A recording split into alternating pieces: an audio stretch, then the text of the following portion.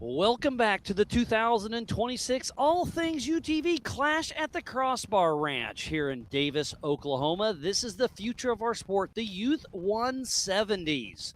They are just getting started. They're going to do a few parade laps. They're going to do 10 minutes of practice and then a 10-minute race. We will have 3 different classes racing all at the same time. They will be scored separately. So I'm gonna lay out and let you watch it. I just wanted to give you a heads up. 170s are parade lapping. 10 minutes of practice, and that'll be their qualifier. Fastest lap will get them staged, and then it'll be a 10-minute race on the 1 mile Monster Energy short course.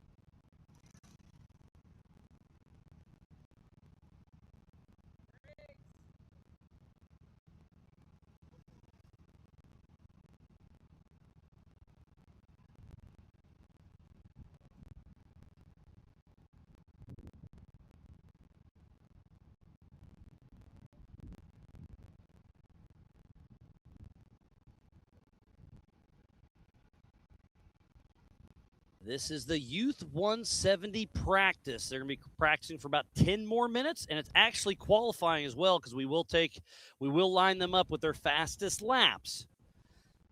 So we got about 3 more minutes of practice. We'll get them all staged up, and it'll be a 10-minute race.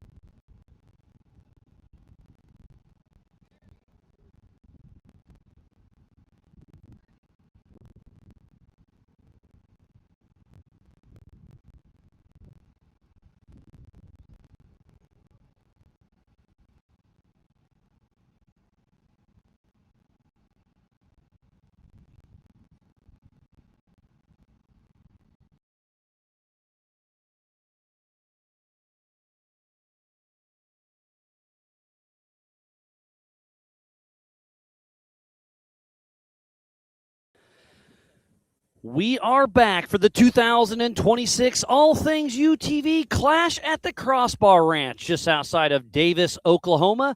The kids just got done with a couple parade laps. Then they practice, and we're using their fastest practice lap as their qualifier. So they are about to take off. I believe we'll have 6 competitors. We have a few different classes, so pay attention to that. It's going to be hard to tell on screen who's who, but make sure you go to the Ultra 4 USA website. Click the live scoring link, and that'll get you all lined out for that one. So this will be a 10-minute race on this 1 mile course here in the Monster Energy Short Course. We have Kaylin Dowker, number 2 out of Elk Rapids, Michigan, with North Shore Raceworks. In the Polaris with North Shore Raceworks and Mom and Dad. Then we have Brody Eustace, number 43 out of Petoskey, Michigan, with North Shore Raceworks as well. Another Polaris, thanks to Mom and Dad and North Shore Raceworks.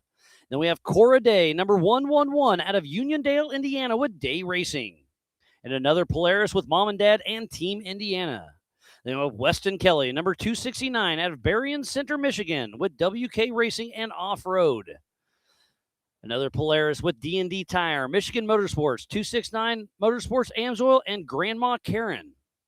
We have Levi Godfrey, number 454 out of Tulsa, Oklahoma, with Godfrey Fab Works. Another Polaris, and thanks to Mom and Dad. Then we have Alvin Stratman, number 531, making his Ultra 4 USA rookie debut out of High Ridge, Missouri, with TTP Racing. Thanks to Mom and Dad, Zamp, JB Scale Graphics, Schaefer Oil, and Bigfoot 4x4. Looks like we about have them lined up, and it does look like all 6 are getting ready to take off. So getting that pole position was Levi Godfrey, then Alvin Stratman, then Kaylin Dowker, Brody Eustace, Weston Kelly, and Cora Day. So we've got a couple gals out there battling with the boys.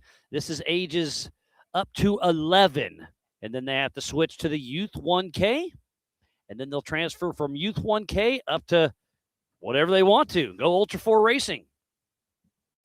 So they did a few parade laps, 10-minute practice, now a 10-minute race. Brian Trotter, our Ultra 4 USA race director, is checking with each kid to make sure they're out there. Give them a fist bump, a high five, and tell them to go, go, go. His driver's meeting with the parents is always fun. He's like, all right, here's what we're going to do. We're going to drive around in circles, and we're going to see how many times we can yell, go, go, go at our kids. Green flag is up. Green flag flies. Levi Godfrey, Kaylin Dowker, Alvin Stratman, Cora Day, Brody Eustace, and Weston Kelly.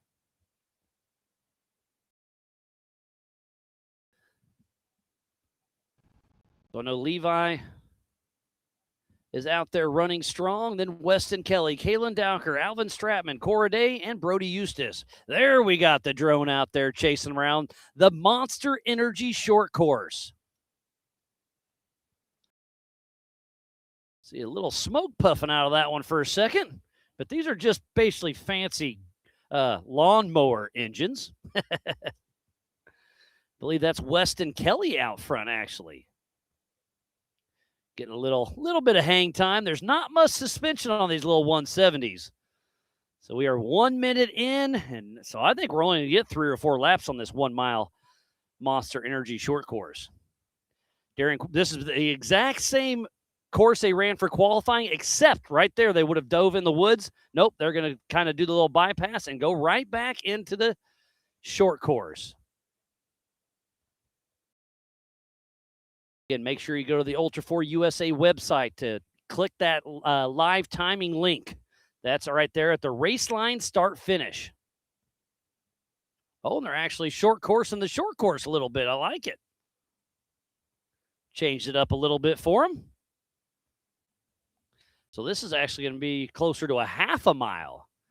We are not running the entire short course like I anticipated. I guess I wasn't watching practice. But RDP is the one that told me it was a mile, so I just had to go with what he said. All right, it's Levi Godfrey, Kaylin Dowker, Brody Eustace, Weston Kelly. And this race is not on adjusted time. They took their fastest lap from practice, and that's how they lined up. And it was just a green flag drop. So I believe that's Alvin Stratman. We're 2 minutes into this 10-minute race. We talked about 15 or 20 minutes, but with the heat, Trotter talked to the parents, and they figured 10 minutes of practice, 10 minutes of racing, good enough. There is Cora Day. Her dad just unofficially won the 4600 Spider Track stock class. Had a fun little chat with her in the Big B studio yesterday. Again, I am Miles Hasselquist, and this is the 170 Youth Race, all part of the 2026 All Things UTV Clash at the Crossbar Ranch, just outside of Davis, Oklahoma. Oh, and Trotter's getting in the mix. He's starting to race. What's the age limits here? Oh, he's driving Pam around. Okay. Just no passing, Trotter. No nerfing either.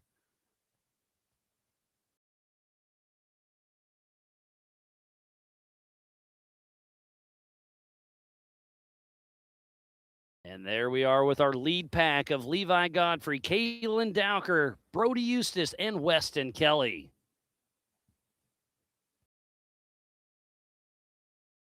Got our course workers out there with their easy ups, chilling out. Oh, that was an old Willys. I'm going to guess that's part of Team Indiana coming out to help with the 170s.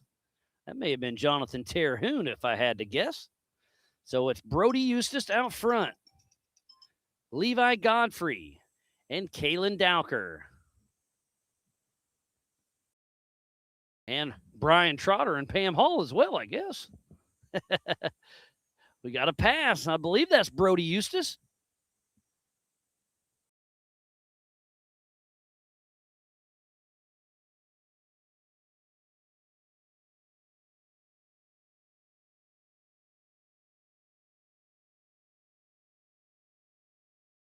That's Levi Godfrey out front now. Remember, we have multiple classes. We have the modified limited and the stock. They are all racing at the same time. They will be scored separately. So first in modified is Brody Eustace, then Kaylin Dowker. First in limited is Levi Godfrey. And then the stock class is Weston Kelly, Alvin Stratman, and Cora Day. So technically, everybody racing is going to take home a trophy. And again, this is just a lot of fun. Most of these racers are out here with their parents. So Brody Eustace, his dad, Andy, rides with Tad. Levi Godfrey raced yesterday. Kaylin Dowker, Tad Dowker's daughter. Weston Kelly comes out here to race. Alvin Stratman, that's AJ's kid. Cora Day, that is Corey's daughter. So Weston Kelly's the only one that comes out here just to go racing. Everybody else is out here because their parents are, and might as well bring a race car. Sorry about that radio chatter. RDP forgot to turn it down when he sat next to me. And the green flag is still flying. We are at the halfway mark. 3 laps in, so this will be about a 6-lap race, roughly. At 10 minutes, the white flag comes out.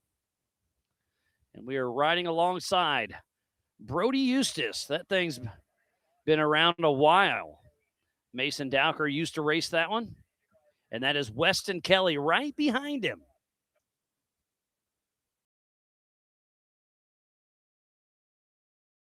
Oh, stuck a nose in. Not quite enough. The future of our sport is looking bright.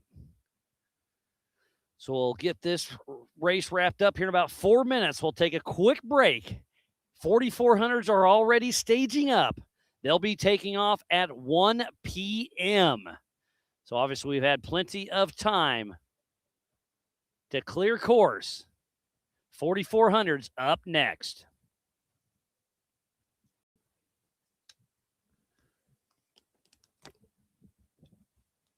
Oh, we got some passing. It looks like Cora Day got a little off course, but back on, running strong.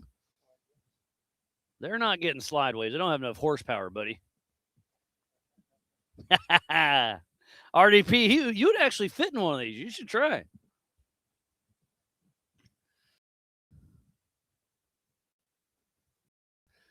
So that was Levi Godfrey.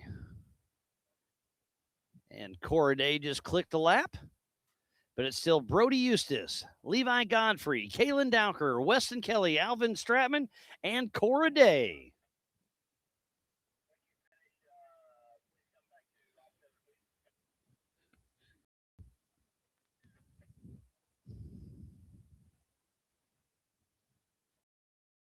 Out there having some fun.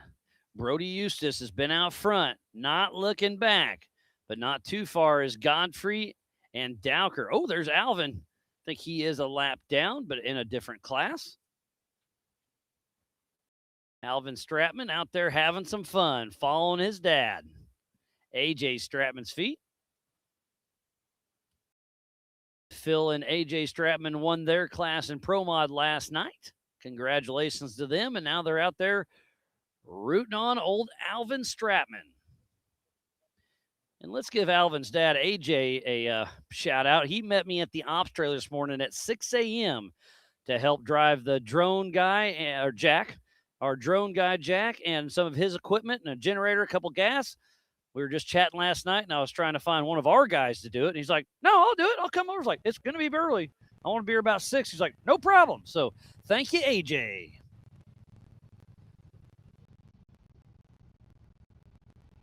Well, a minute and a half before that white flag is already out. Okay, we're doing 10 minutes, period. So the white flag is out for the field. Looks like it's going to be Brody Eustace. We'll see.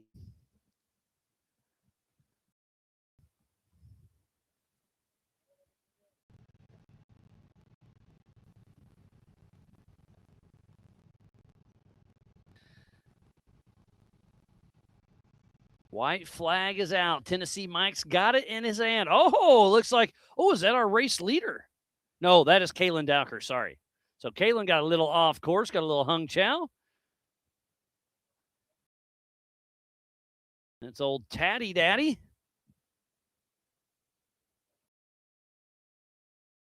Stuck in some high grass there.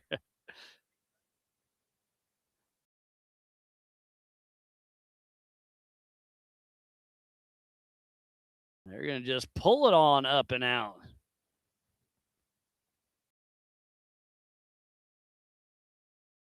There's Brody Eustace.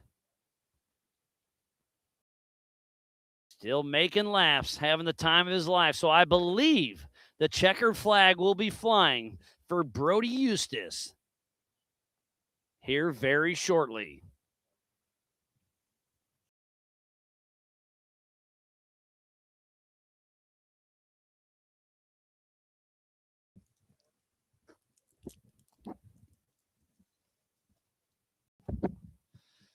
And there he goes. Let's see. Is the checkered flag out?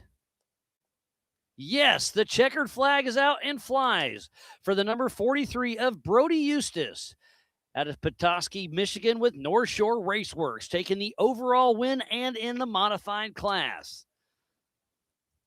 It's going to be close between Levi Godfrey and Weston Kelly. Looks like it is going to be Levi Godfrey.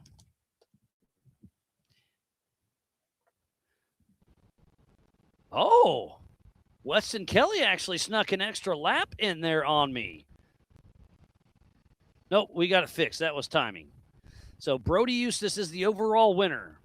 Then it's the 269 of Weston Kelly out of Berrien Center, Michigan with WK Racing and Off-Road. Then it's the 454 of Levi Godfrey out of Tulsa, Oklahoma with Godfrey Fab Works. Then it's the 269 of Weston Kelly. And then it's the 531 of Alvin Stratman out of High Ridge, Missouri with TTP Racing. And then the 111 of Cora Day out of Uniondale, Indiana with Day Racing. So congratulations. Oh, they kept Yeah, so it's back to Brody Eustace, Levi Godfrey, Kalen Dowker, Weston Kelly, Alvin Stratman, and Cora Day. That is your podium for the Youth 170. So congratulations to the future of our sport. We'll be giving away their Creative House trophies tonight, as well as everybody else's, and that brand new Warren winch if you spend at least $50 with Mega Merch and get a raffle ticket. So we're going to leave this stream up, but we're going to step away from the action.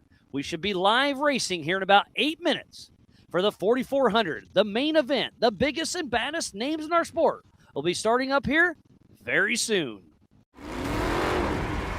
Over 25 years of off-road racing dominance. Proprietary patented race technology. Proudly made in the USA. unparalleled customer service and support.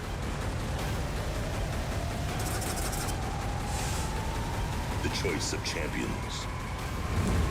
King Shocks, the leader in off-road shock technology. We don't take these lightly. They're not practiced or anything like that. We're here to try to win. You know, we're getting bigger car counts. It's a new track. It's a cool venue, and it's a different change of scenery. That's what Ultra 4 is. But then when the green flag drops, it's all out battle. Mad Max and Thunderdome.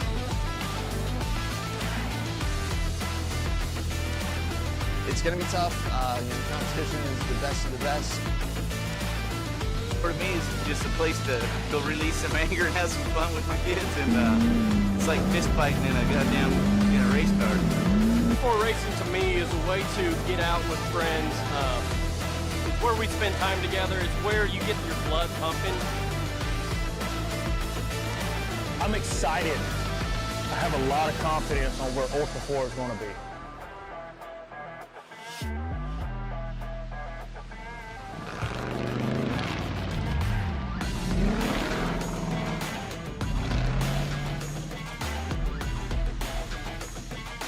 Ultra 4 is awesome. It's so much fun because you're just wheel to wheel with the guy next to you, and especially in short course. And what an opportunity to be able to race side by side with like pro level drivers, drivers that have won tailgates previously, OG drivers that have been in this for 10 plus years.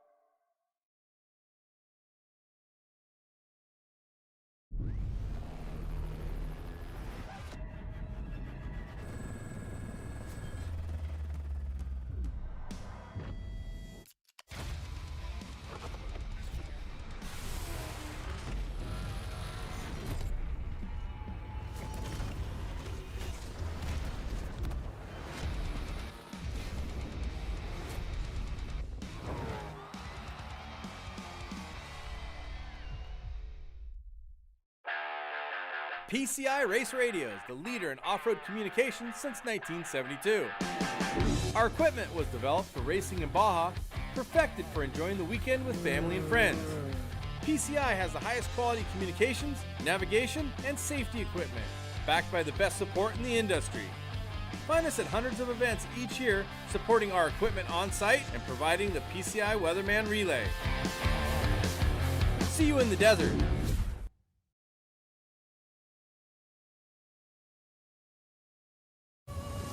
Tested and proven in some of the world's most rugged environments, the all-new Warn Xeon XD and XP line of vehicle recovery winches have arrived, redesigned from the ground up.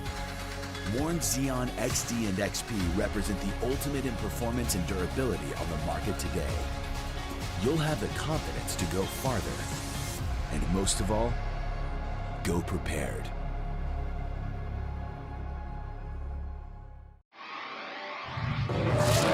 We've chased checkered flags through dust, rocks, mud, and worse. We've crowned champions, racked up wins in places where tires go to die. And we're still just getting started. From hammering at hammers to Baja bangers. If it's brutal, beautiful, or just plain ridiculous, we're there. So whether you're bombing through the desert or just dodging potholes in rush hour, tread victoriously with Maxxis tires, built for whatever you're chasing.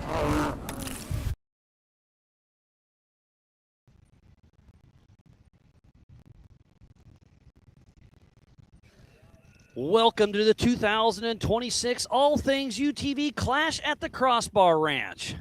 Ultra 4 USA is here, and they are ready to roll. And this place has some of the best trails we can give them.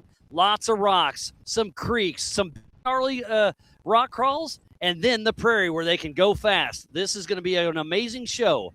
I am Miles Hasquist, live from the Big B studio, and this is Ultra 4 Racing at its finest.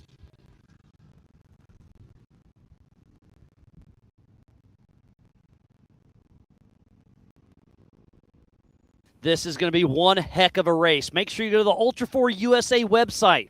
Click the live timing link and the live tracking link. So go to Racing Tracks. Refresh my screen.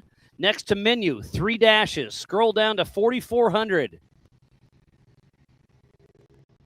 Show all. Boom. They're staged and ready. Well, I only see a few of them. Hopefully they start waking up. They're in staging now. But now let's click over to the scoring page. This is how they qualified yesterday. So it's the 1018 of Paul Wolf out front. Then it's Christopher Branton. Then Tad Dowker, Casey Gilbert, Chip McLaughlin, Pip Justice, Chad Hunt, Tim Hooper, Roger King, Cody St. Clair, Daryl Kresbach, and from the back of the pack, Wayland Campbell. Do not count him out. He is going to be pushing hard. He had a smoking run going yesterday in qualifying, and then did the old bicycle on the last corner. So his car is good. He is good. I expect to see some good things coming from Wayland Campbell with the adjusted time on his side. They are taking off one at a time every 30 seconds. This is a 15-mile course, 3 laps in total. And these guys are going to be giving it all they got. Looks like Garrett Phelps is tuned in from the middle of the lake on the paddleboard. Well, don't fall over and get your phone wet, buddy, but thanks for checking us out. And Larry Smith is on the river, on the Snake River as well. I guess everybody's just bragging how nice and cool it is on the lake while we're down here enjoying this brisk 92 degrees.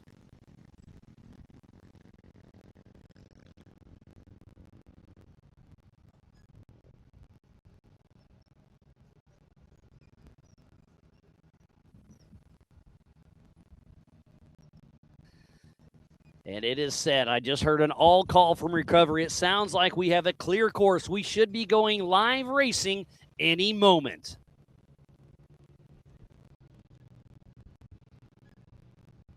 We have had an amazing weekend of racing. We've been out here since Monday setting course. We're going to, looks like, put a little water down, trying to keep the crowd a little shaded or a little less dusty. But we showed up Monday, started setting up course for a few days. Then the racers started rolling in. We teched them. They went out and pre-ran on Thursday. And then Friday, we qualified. And then raced UTVs all day yesterday. In the Youth 1K class, it was Michael Farley, Brian Fulcher, and Mason Dowker. In the Tire Spine stock class, it was Scott Farley, Jeremy Blackburn, and Eric Gilbert. In the All Things UTV Open class, it was Alan Burton, Nick Anderson, and Jay Shaw. In the G-Force Pro Modified class was Phil Stratman, Adam Kennett, and Jay Shaw. Then this morning, overall winning the race in the 4,800 Brannick Motorsports Legends class was Jeff Martin, then Greg Neff, and Justin Barth. But the story of the day for me was all the way from South Africa, second overall, first in the 4,500 Modified class, was Andreas Nortier, then Jeff Pratt, and then doing an amazing job, third overall for the day in the 40. Well, I guess he finished first. He only did 2 laps.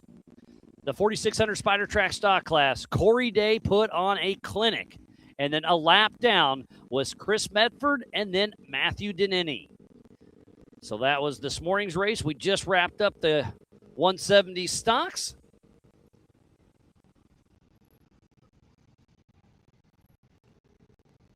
Trying to find them. There we go. And the overall was Brody Eustace, Levi Godfrey, Weston Kelly, Kalen Dowker, Alvin Stratman, and Cora Day.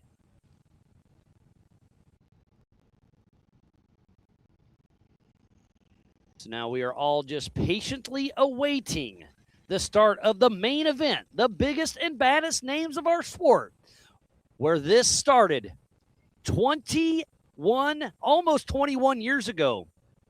In 2007, with 12 racers in Johnson Valley at King of the Hammers, has came what this is today. We just did the 20th annual King of the Hammers earlier this year, started out the season. So we have been doing this for quite some time. And to see where this sport was and where it is now is absolutely amazing.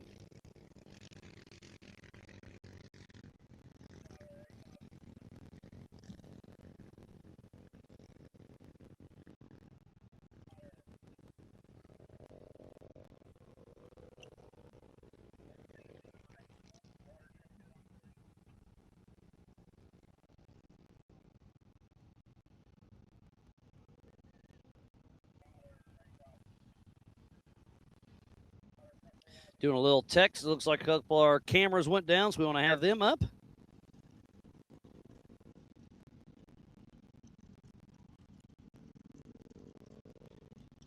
We topped off the generators just a moment ago.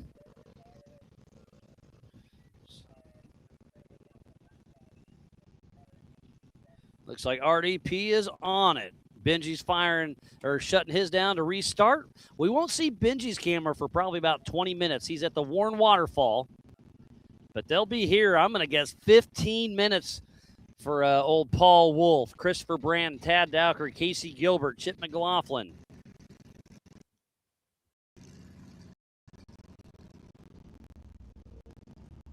We topped off generators, got everything reset. It's definitely hot down here. Looks like they are about to take off here any moment. It's been a wonderful but very hot weekend out here. And now they're, I guess we are not about to take off because that's Paul Wolf, who's sitting up front. Oh, dead battery. That's not a good way to start out. There's Paul Geisenhagen. That's Justin Bar's co-driver helping Paul Wolf out. Digging through the dash. I see a jump box. It looks like it's Chris. No, that's Ryan Webb over there. I thought he was riding with Christopher Branton.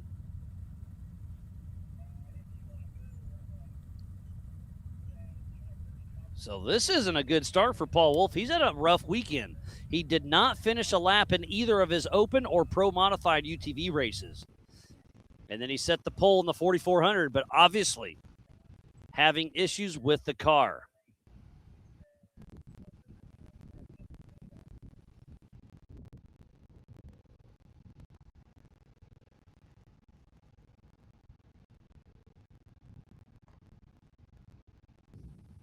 So it's not our fault we're not starting on time. It's old Paul Wolf. Car's not starting, but we want to give him his fair shake.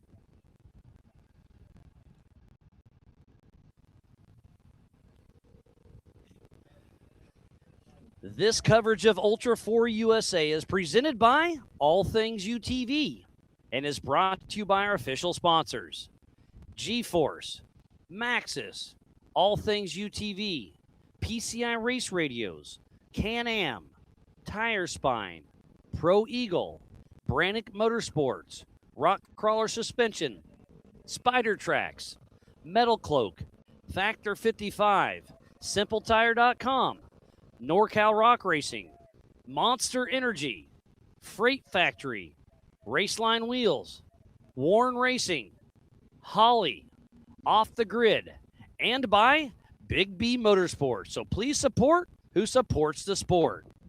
Without each and every one of them, it would be very hard to get this race underway.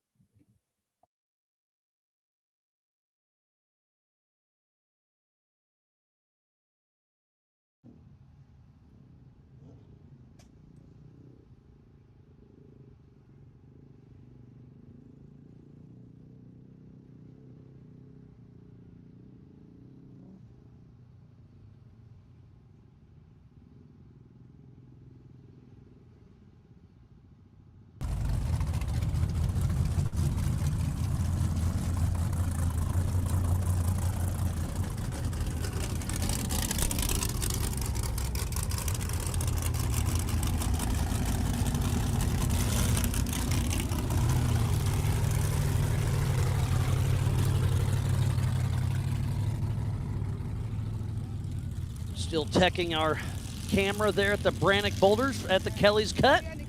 But it looks like we are bypassing Paul Wolf. So tough break for him. I know everybody who is passing him right now would have rather tried to pass him on the track. And what a heartbreaker for Paul Wolf.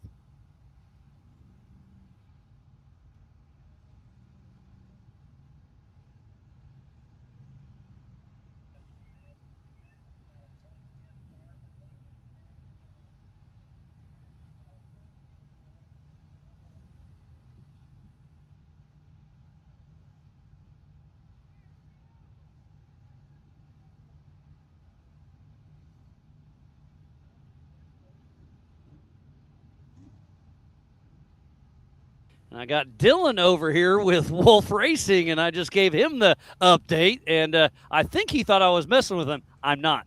I wish I was, because that's a heartbreaker for sure. Paul is a fierce competitor and has had a rough weekend. And I believe the way this is going to work, when they're going to start the race, Paul's time's going to start. So hopefully he can get the car figured out so he'll be down however many minutes when he starts. What a tough break for Wolf. We expected good things out of him. He swept the entire weekend last year at this race and has had the just bad luck blues this race.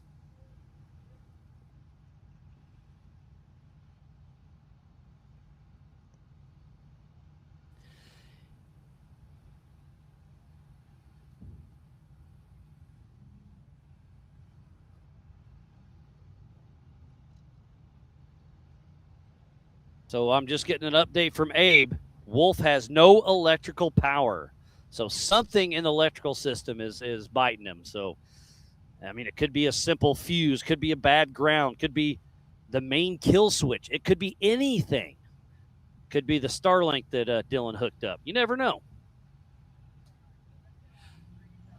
All right, well, we are live and racing the 4046 of Chris Branton and Ryan Webb out of Bossier City, Louisiana, with Upside Down Racing in that Jimmy's 2C IFS 4x4 chassis with an LSA 446, Maximum Turbo 400, SCS, Liqui Moly, Raceline wheels, USD sticky, and real drive shafts. So Paul Wolf, I believe his time just started. We'll see how it shakes out. The number 906 of Tad Dowker and Andy Eustace out of Elk Rapids, Michigan, with North Shore Raceworks and that Trent Fab solid axle machine called Bambi. He's got a huge FTA 501 billet block with over 1,000 horsepower. Mickey Thompson tires, Raceline wheels, Baja Designs, Warren Racing, and Amsoil. And Tad's got a new car in the works. I'm excited to see that. But this car is almost bulletproof. And speaking about bulletproof, the OG Miller chassis, Bad Larry, with Casey Gilbert at the helm and Tranny Tom riding shotgun. Out of Fenton, Michigan, with Gilbert Brothers Racing, with an LS7, Tranny Tom Turbo 400, Nitto tires, Threat wheels, and Dynamic Motorsports.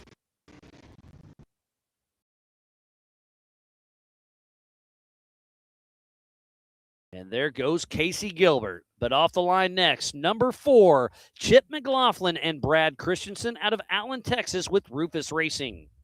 He is in Irene, a Tribe 16 2C IFS car, a Grom LS7 with 900 horsepower, Maxxis tires, Vision wheels, EcoStaff, Baja Design, Meridyne High Performance, Total Racing Solutions, Complete Fire Protection, and the Mana B above Z.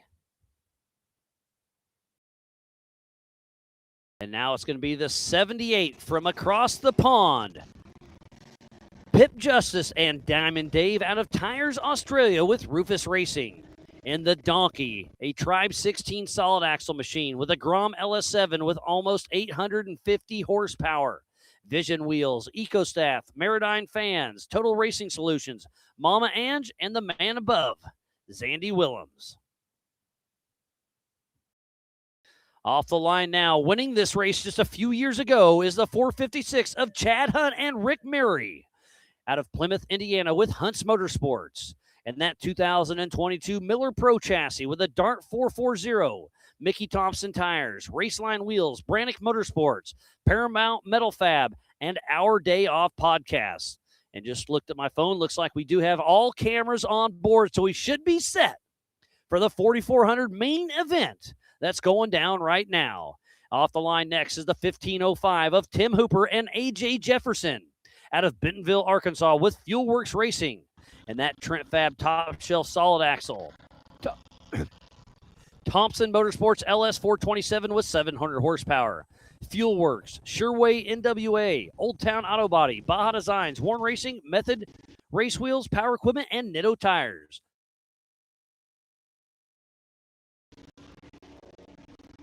Off the line now, who struggled in the last race, but he's back for redemption. The number 124 of Roger King and CJ McGee out of Sparta, Tennessee with Team Robbie Bobby.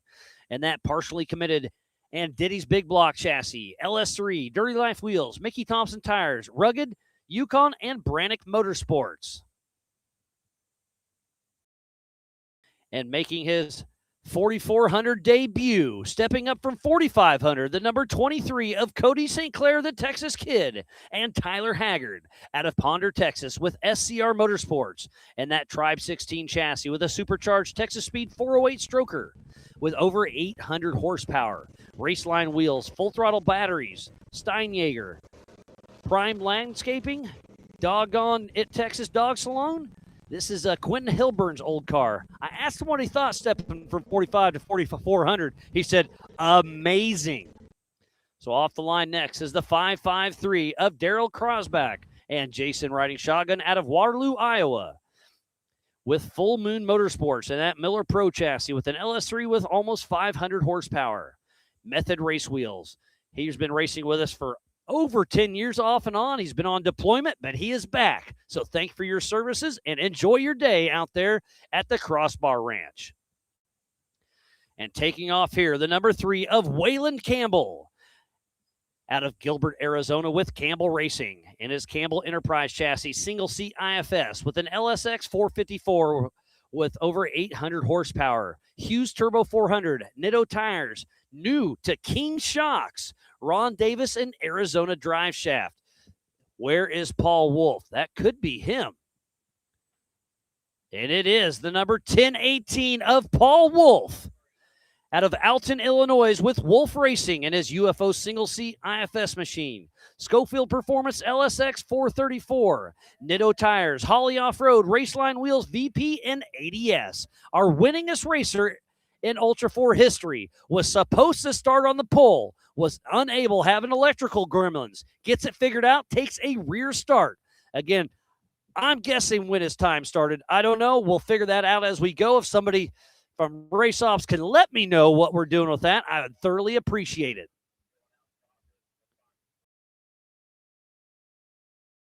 So Paul Wolf is our last competitor and goes straight into PCI pits. So he is still having issues. He's able to start it, make it in here. So he is at 25 miles an hour. And I'm sure nobody was expecting Paul Wolf to be in the pits at race mile 0.5. So hopefully we can stick with this shot. It looks like he's pulling up to the Rufus Racing Camp. And what are they going to do?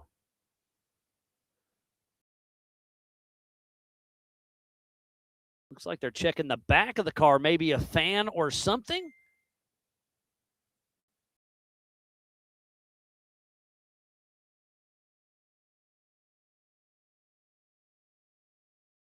This is not what anybody wanted to see. We expected to see Paul Wolf here in about 13 minutes.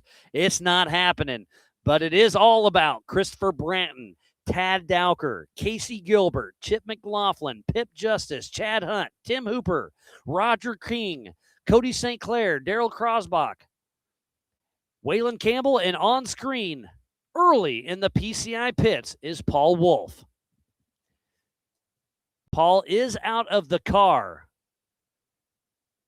There's Ryan Rockhold checking things out, and they got gloves on, so they're on the engine. Uh-oh, Paul Wolf already has the helmet off. That is not a good sign.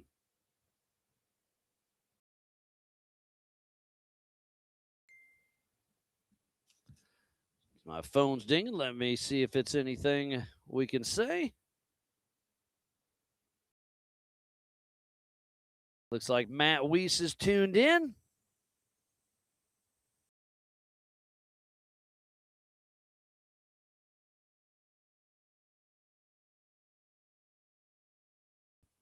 This is not a good sight for Paul Wolf.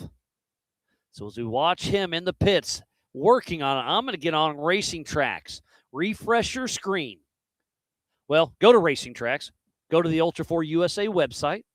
Hit the Racing Tracks app. Hit the Crossbar Live map. Next to menu, the 3 dots. Hit that. Scroll down to 4,400. Show all. And you'll see we're not seeing a whole lot of them. I'm going to refresh again. I only see about half of the cars I feel like I should. So I am missing quite a few of the cars on my racing tracks. How do I refresh even more?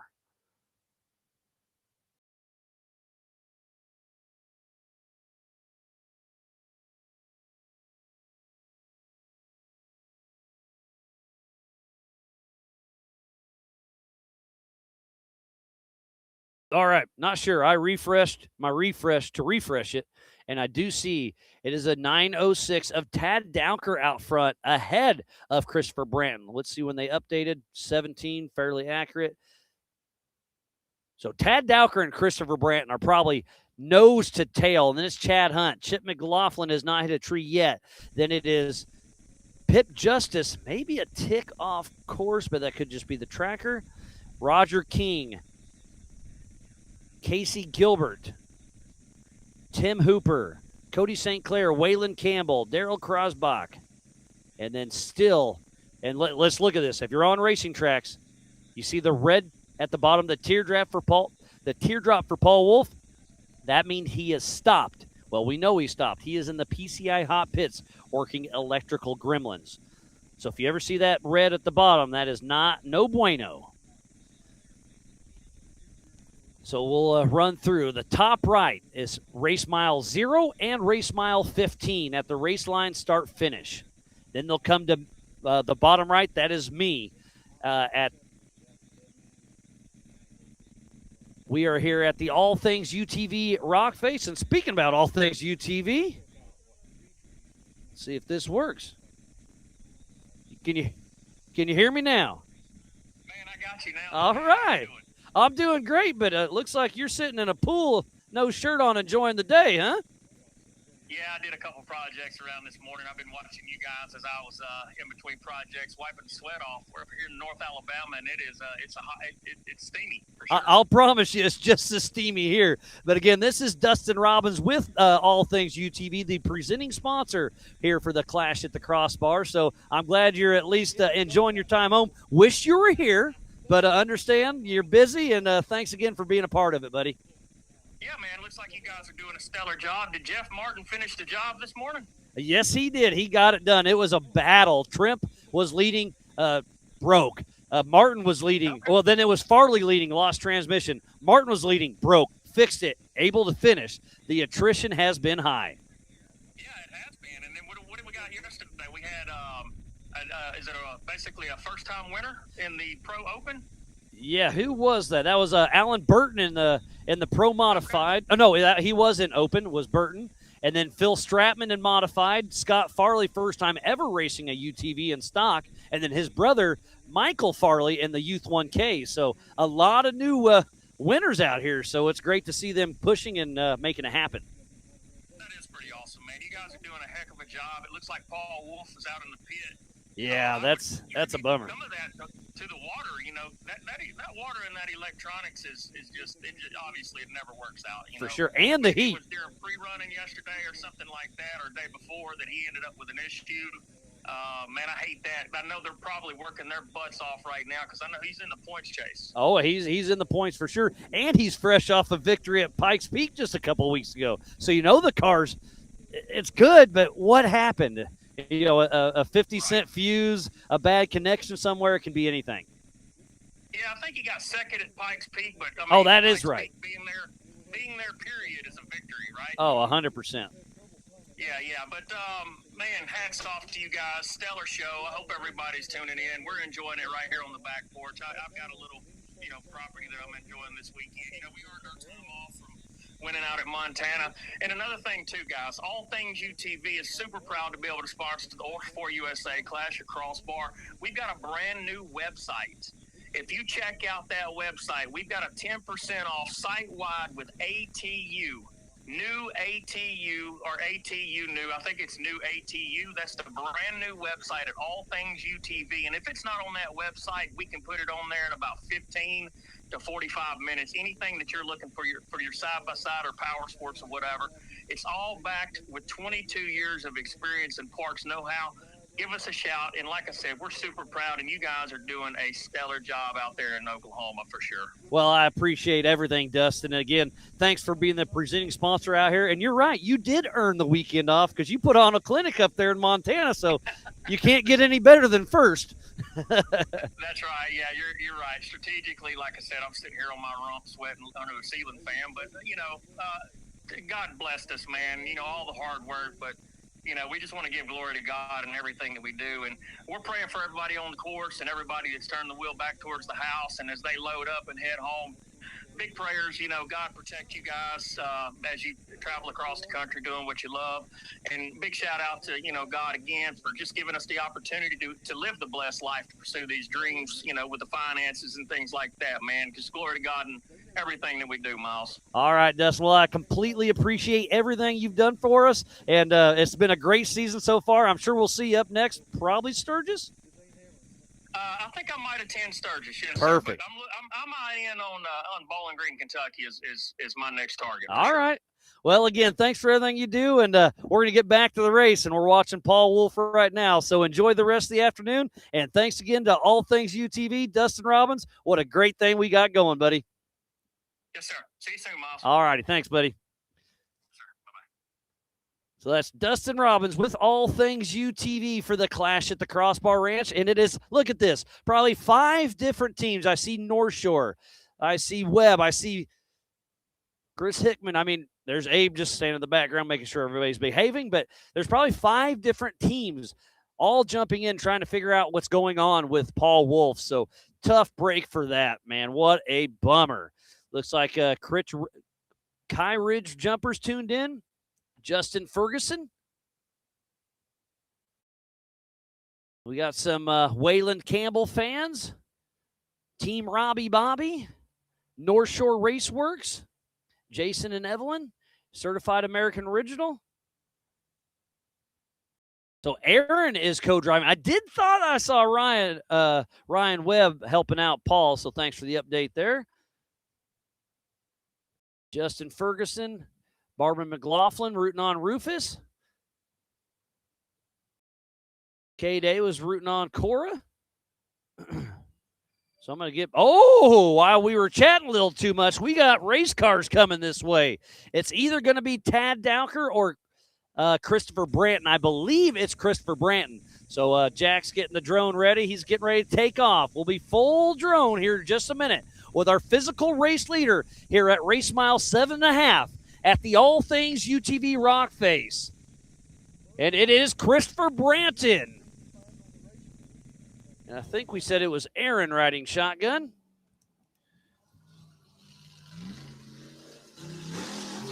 And full throttle assault up this. So the left side is closed. You have to go up the hard things. And that little right to left seems to be the most preferred. And he's throwing some rocks at me. Maybe I'm not in the safe spot here, but so far so good. Remember, they took off one at a time. Every 30 seconds, this race is on adjusted time. And Christopher Branton out front, clean air, but it's still a muddy car. Those big USD stickies fling the mud. And I hear the next one. That is, I got physical eyes on top of the hill. It is Tad Dowker. Probably about 45 seconds, maybe even a minute back. So looks like Chris Branton may have about a 15 to 30 second lead over Tad Dowker. So now he is going to cut up. There he is, top left. This is the Brannick Boulders at Kelly's Cut. IFS. Behind him is a solid axle. What is IFS? Independent front suspension. Solid axles, standard in your Jeeps, your old school pickups. And now Tad Dowker, another full throttle assault. Is he going to go right to left, or is he going to stay right? He's going to stay right, take the hero line. I like it. And obviously solid axle is a little bit better in the rocks. And wow, somebody's right behind Tad Dowker. And that is Casey Gilbert on a mission. Uh-oh. He's going to have to re-stab at this one. So Tad Dowker gets a little bit of breathing room. So the old Miller car getting it done. So Christopher Branton, Tad Dowker, and Casey Gilbert. Uh-oh. Doesn't sound like Casey's running 100%.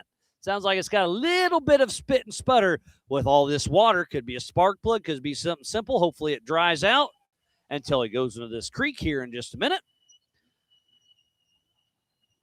And now I hear more horsepower behind me. Who do we have? It's Chip McLaughlin. As we're watching physical second, Tad Dowker heading up the Brannick Boulders.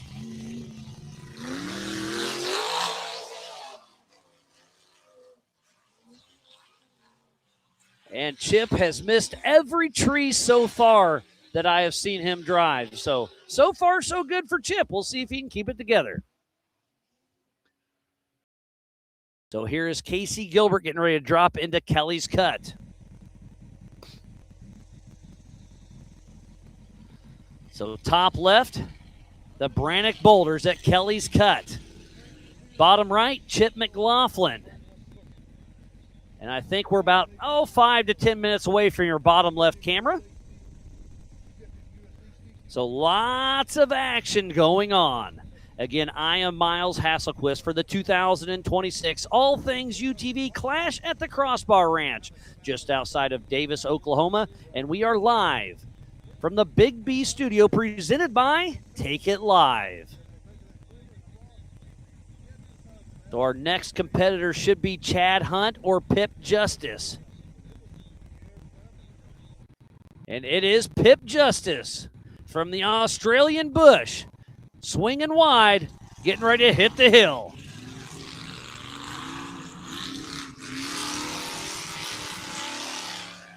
And he takes the far left line, what we haven't seen today yet. And who's right behind him? That is Chad Hunt, who has won here just a couple years ago, taking the same line. Uh-oh, and Pip got stuck. Is Chad going to give him a little love tap out the top? We got a race on our hands. Jack, you're doing a killer job, buddy. And look at this, but now there's no passing for a little bit. We're going to play follow the leader. But if I was Chad, I'd give old Pip a little love tap to remind him where he's at. But you also got to be careful here because they're splashing water, so you don't want Pip's water to be splashing in your face. So maybe back up just a tick, and you'll have to wait till we get through Kelly's Cut before you really lay the hammer down. What an amazing coverage we have here. This is the 4,400, the biggest and baddest names of our sport, and we still have a lot of heavy hitters running strong. But one that we're not running strong is Paul Wolf. Made it to 0.5 miles in the PCI hot pits.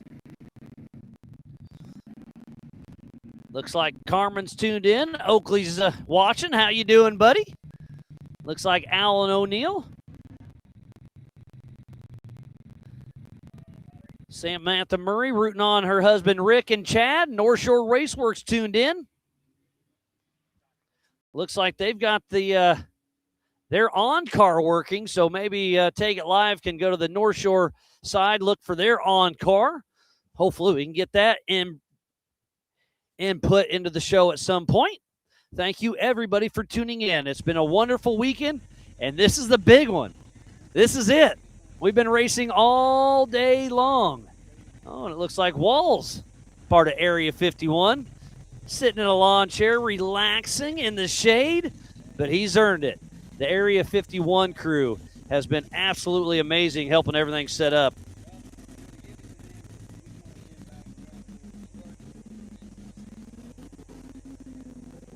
So we got Walls, Mike, Chris, ML, Doug, and Hoffman. And now we got Tim Hooper. Heading up the All Things UTV rock face. Taking that right to left. It is extremely steep, a little bit off camber.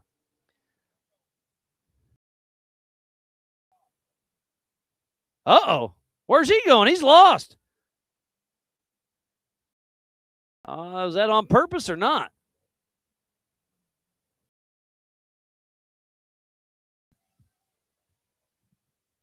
Not sure what happened with old Tim Hooper took a left when he took. There we go. I see him now. So just got a little excited. Entered right where he left, so we are A-OK on that side. Cost him a good 20 seconds or so. But Tim Hooper through the creek, heading towards the Brannock Boulders there at Kelly's Cut. So now I'm going to get on racing tracks. Tad Dowker updated at 33, fairly accurate. Christopher Branton, 31. So I think Branton and Dowker are still in a dogfight at race mile 9.5. So we will see them at the Warren Waterfall here in about 5 minutes.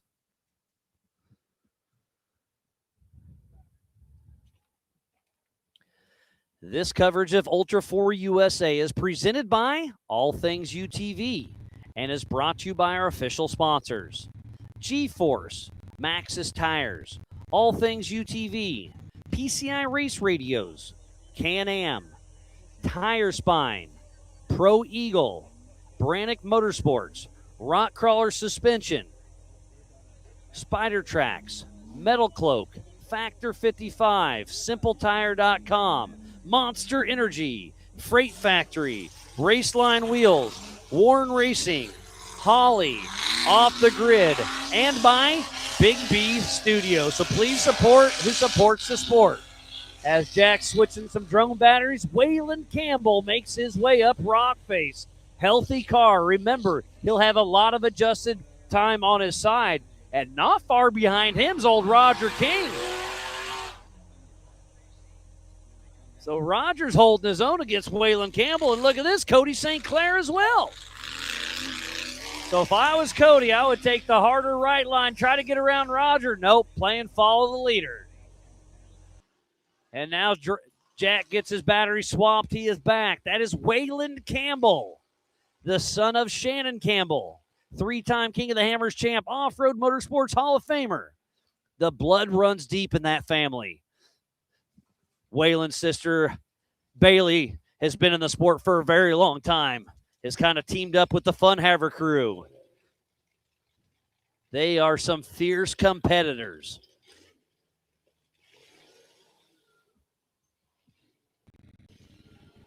And here we have Waylon Campbell coming up the Brannock Boulders. And he's got company behind him. We have Roger King and Cody St. Clair, not too far off his pace. Looks like I'll have one more of Daryl Kresbach coming through here in a minute. Looks like everybody except for Paul Wolf is still moving. So here is Roger King with Wizzo's Suspension and Fab. And then right behind him, new to 4,400, is Cody St. Clair.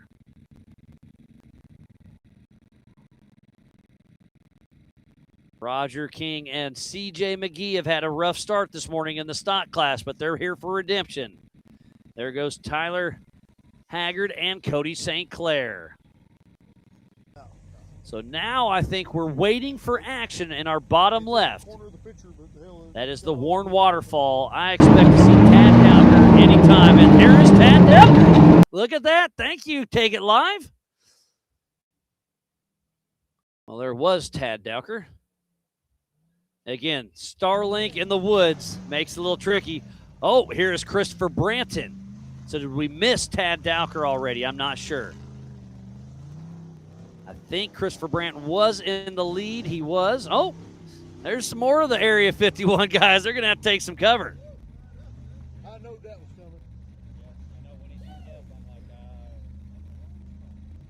So on tracker, it was Chris Branton. So we should see Tad Dowker any second. And I do have behind me, we'll have Daryl Kresbach in the Miller car. Fresh off active duty. So out here having some fun.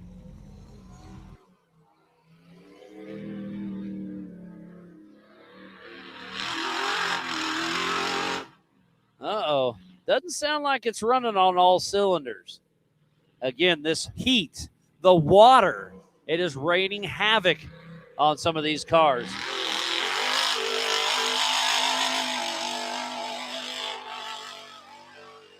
Definitely having drivability issues, but is making his way out and is going to take the hero line. Oh, but now he stopped. But here's Tad Dowker, physical number 2, taking the Funhaver line. This will be the most preferred. And now we are on board. So there's a little delay right here. If we would have went straight, that's Stairway to Heaven. He's going to bypass because nobody wants to hit that at race pace, except for Rusty Blyler, who's not here. So there's our camera on our right. That was Benji. So he's going to take a hard right here. So there's a slight delay. So that was cool to see it kind of instant replay. We meant to do that. So here's the Funhaver line. Just a steep little rock climb. He'll take a right up here and head up to TSOB. And Daryl Kresbach is kind of in a predicament up there. Uh-oh. Off camber, steep. Probably can't see out of his muddy mirrors. And he is not running on all cylinders. He's going to try to make it over to the easier line, which I agree with. But regardless, I wouldn't want to be on that steep slope, not firing on all cylinders.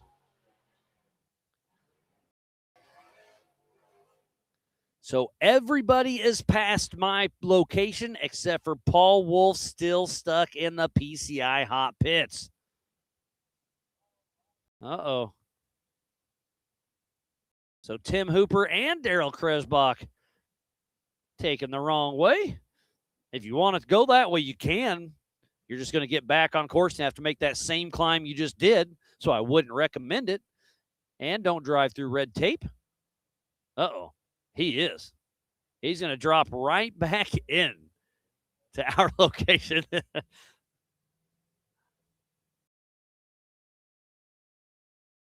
He did not mean to do that. I promise you that. He is realizing where he's at and regretting his decision. And that's why GPS is so awfully important and pre-running.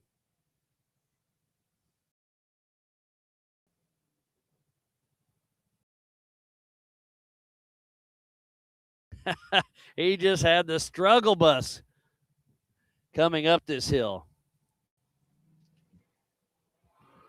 Okay, now he's got his bearings figured out. Whipping around.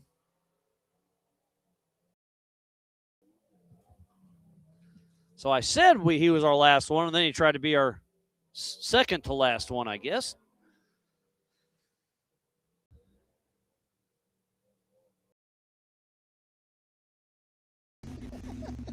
Should have some action there at the Warren Waterfall. We may have missed one or two as we're watching Daryl Kresbach. So it is Christopher Branton, Tad Dowker, Casey Gilbert, Chip McLaughlin, Chad Hunt, Pip Justice. So our top 6 are pretty close. And then look at this. Waylon Campbell is moving his way up and is knocking on Tim Hooper's heels. I mean, I can put y'all in the picture.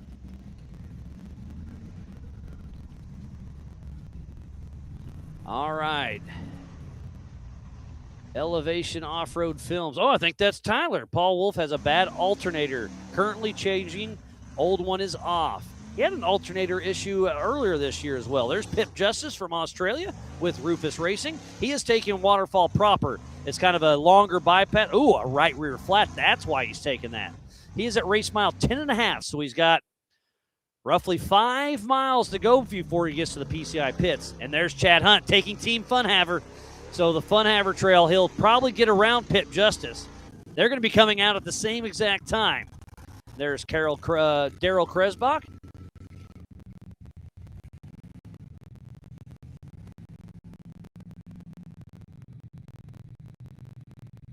Oh, all right. Dion actually hopped in from South Africa. Thank you, Cody St. Clair. Obviously, I know it's you, not you. Tyler couldn't make it.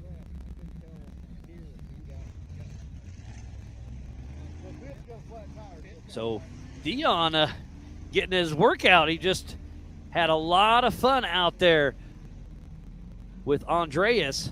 Now he's riding 4,400, so he's getting his money's worth this weekend. So sorry Tyler couldn't make it. That's what you guys put on your sheet. But I understand things happen, get sick, life gets in the way.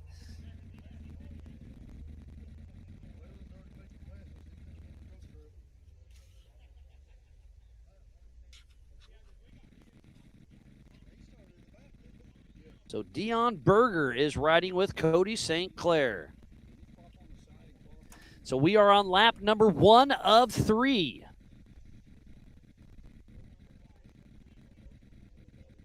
Sounds like the new alternator is going on for Wolf. Can he save from going a lap down?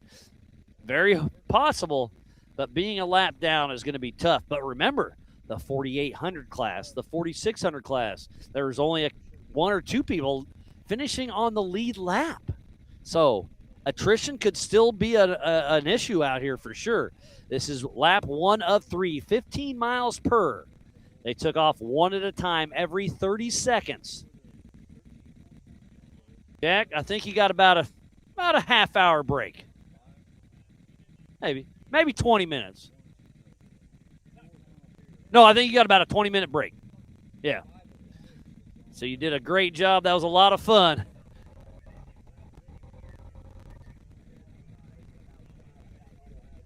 Yeah, not a half hour, 20 minutes at max. So get them batteries charged up. That was a wild start to this race.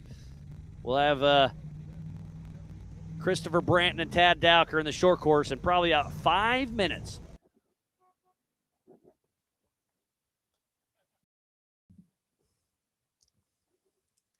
Jonathan Terhune and Corey Day fresh off their win in the Spider Track stock class and their not Spider Track stock class Jeep Willys.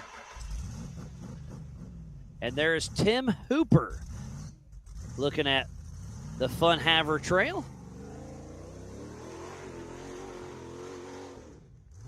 Ooh, gets a little slideways there. Backing up. He's about to be stuck between a rock and a hard place. He's got to get this thing figured out.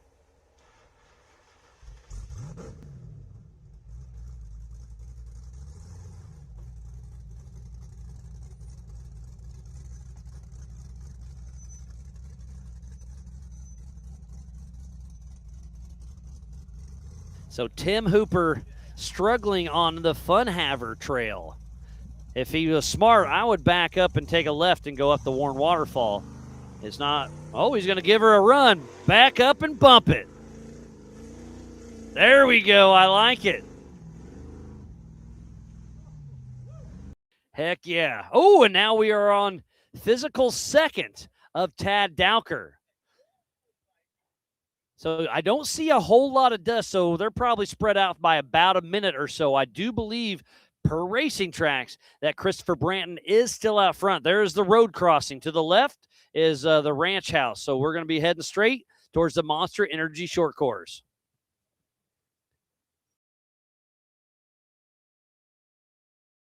Thank you, North Shore Raceworks and Take It Live for bringing this on-car video. Audio may be dangerous.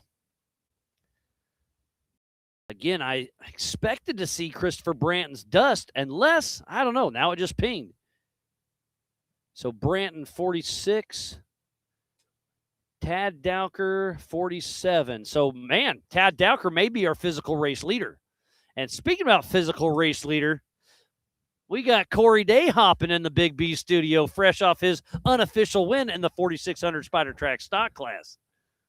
How's it going, Miles? I'm doing good, but I think you're doing better. Oh, I'm having a blast. You've had a good weekend. Yeah. You're taking some hardware home. Yeah.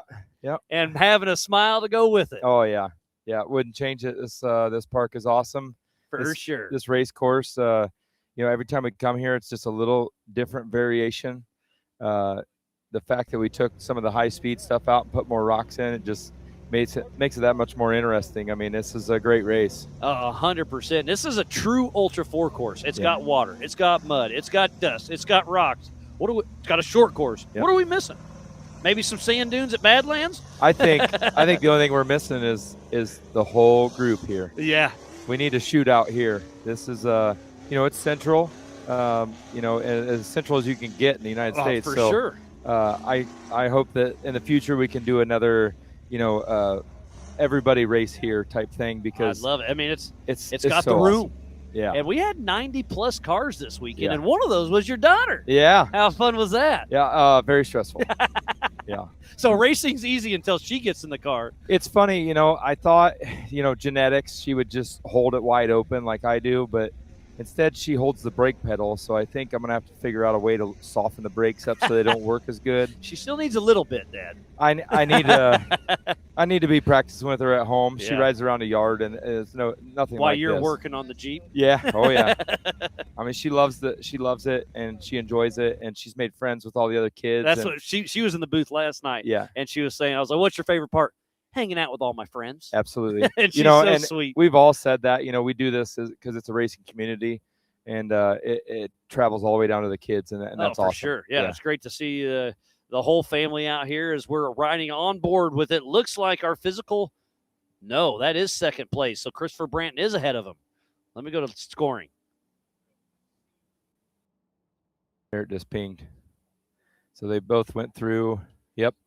Chris Branton 1, Tad Dowker 2. So Christopher Branton started 30 seconds ahead of Tad.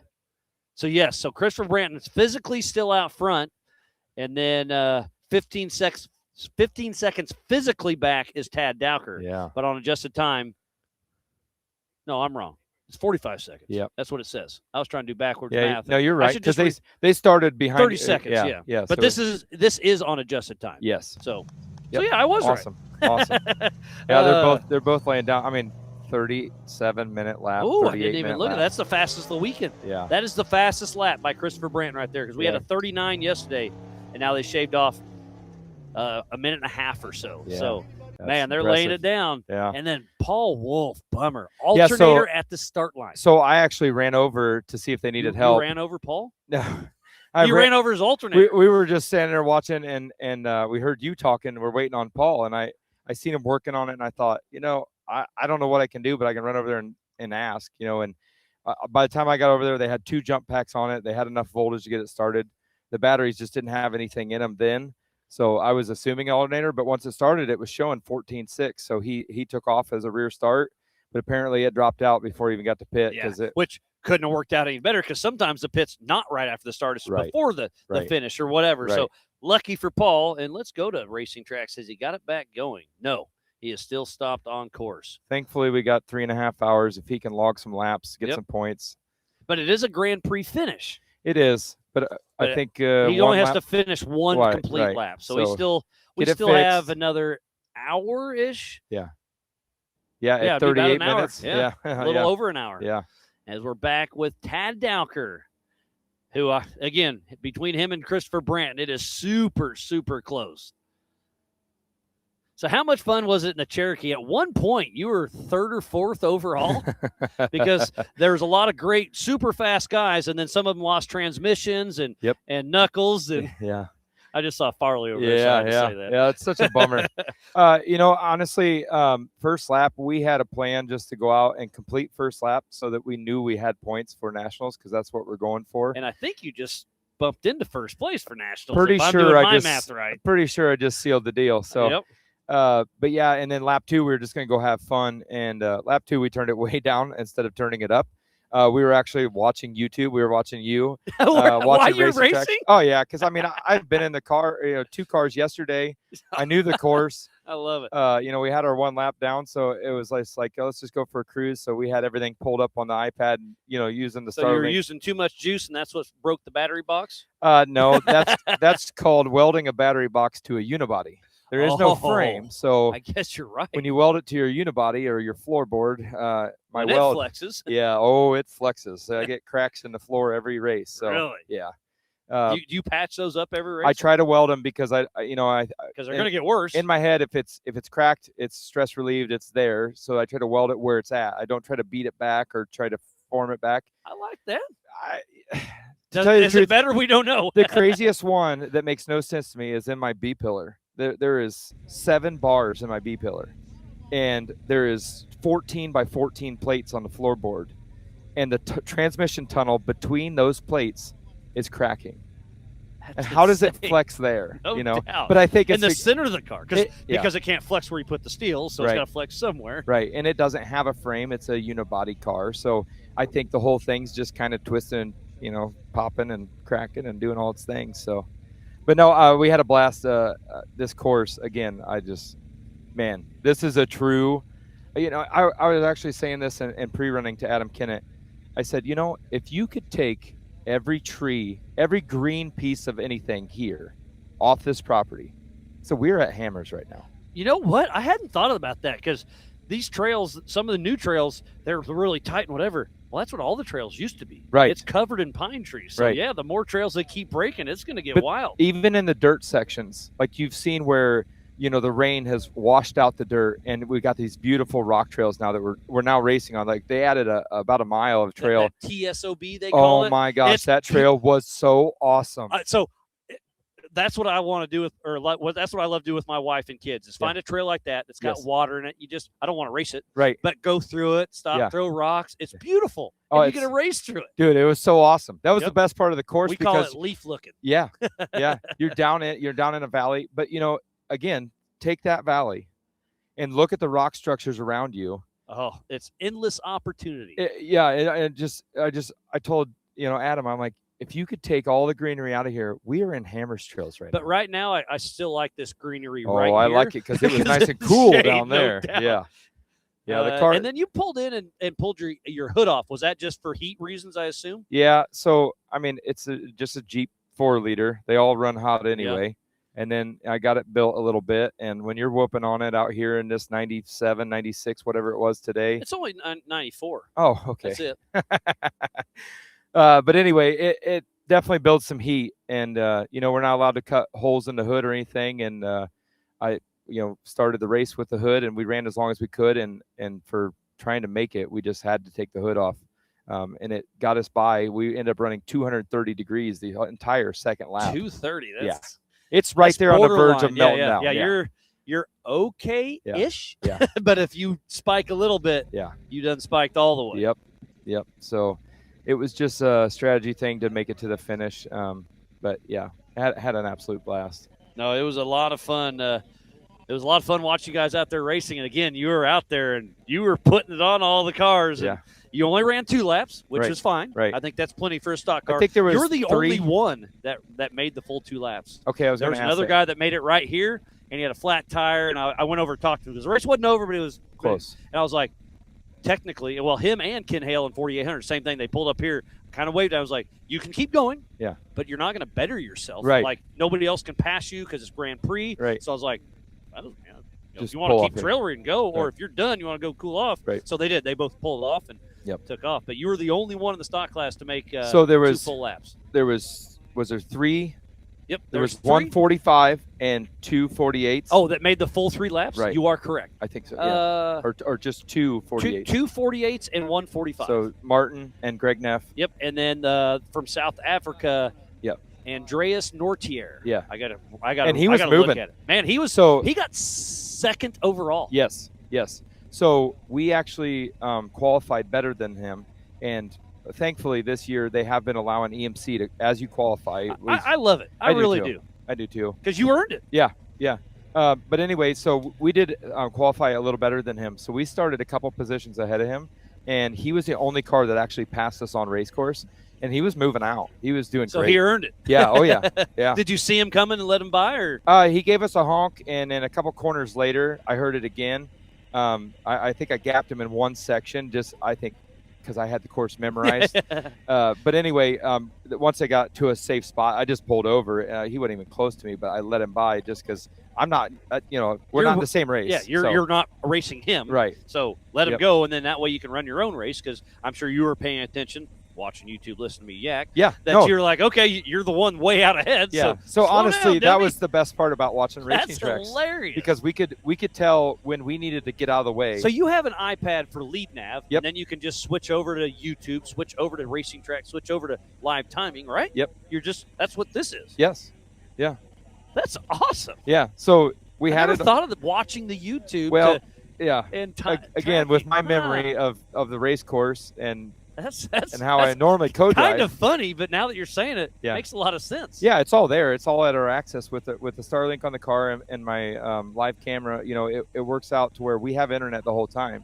So it's beneficial for us for sure.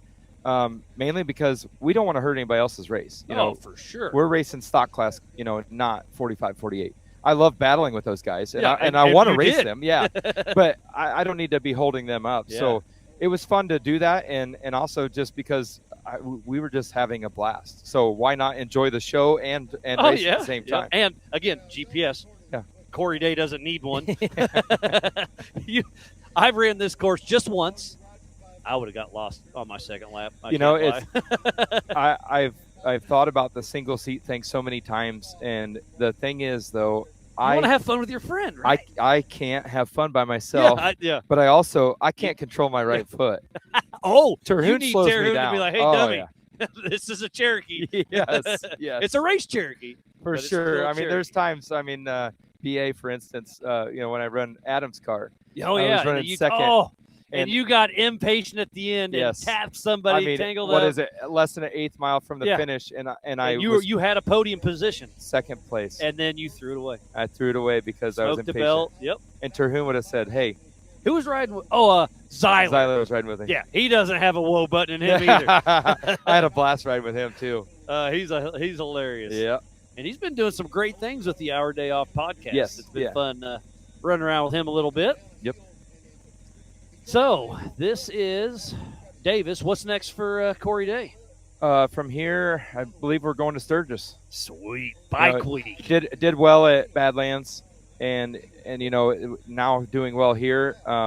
I thought, well, I might as well go ahead and complete the Central Series. And you're doing East as well, right? Doing East as well. I mean, Holly LS Fest is 5 hours for me, so it's fun. Yeah. So all of our races are fun. Bike week's cool because Bike week. Right. Crandon's cool because it's Crandon. Right. Bowling Green's fun because LS Fest. So we Right. get to race and enjoy the other activities. Absolutely. And I love what Goodby's built with what we're doing. It's a little bit different, and it's a lot of fun. Yeah, and I think, I mean, divided, we're probably 50-50 on the short course racing. But honestly, you can't get better spectator viewing. That's what we struggle and the fact with. that we're putting the other crowd, we're putting drag like Yeah. LS Fest, we're putting Gearheads are drag gearheads. racers. So Weston, the little boy Weston Kelly. that's racing with He's Cora. a drag race something, right? So they came to LS Fest. That's where we got them from. And they watched, and the little boy said, I want to race that. They bought a car they've been racing all year. Yeah, they were at Badlands. So yeah. that type of stuff right there is what feeds us. We gained it. Yes. And I do think they have a drag racing background. Yeah, his dad, truck pulls. That's what it was. It was truck pulling. Yep. I remember something go fast, stop. Yep. Yeah, truck Yeah, pull. we've that's been talking a little bit this weekend. You know, we've talked at races, but I tried to, you know, just communicate with him a little bit more this weekend because they're all new. They're still trying to figure it out. They're coming to all the races, but you know, they just, you know, get the ropes, you know, get a lay of the land. So, all right, super Jack. awesome. 3 or 4 minutes. Just giving you a heads up, buddy. Oh, he's on tracking He's on too. it, All right. yeah. But yeah, no, the new eyeballs is pretty sweet. Yeah. It's Yeah.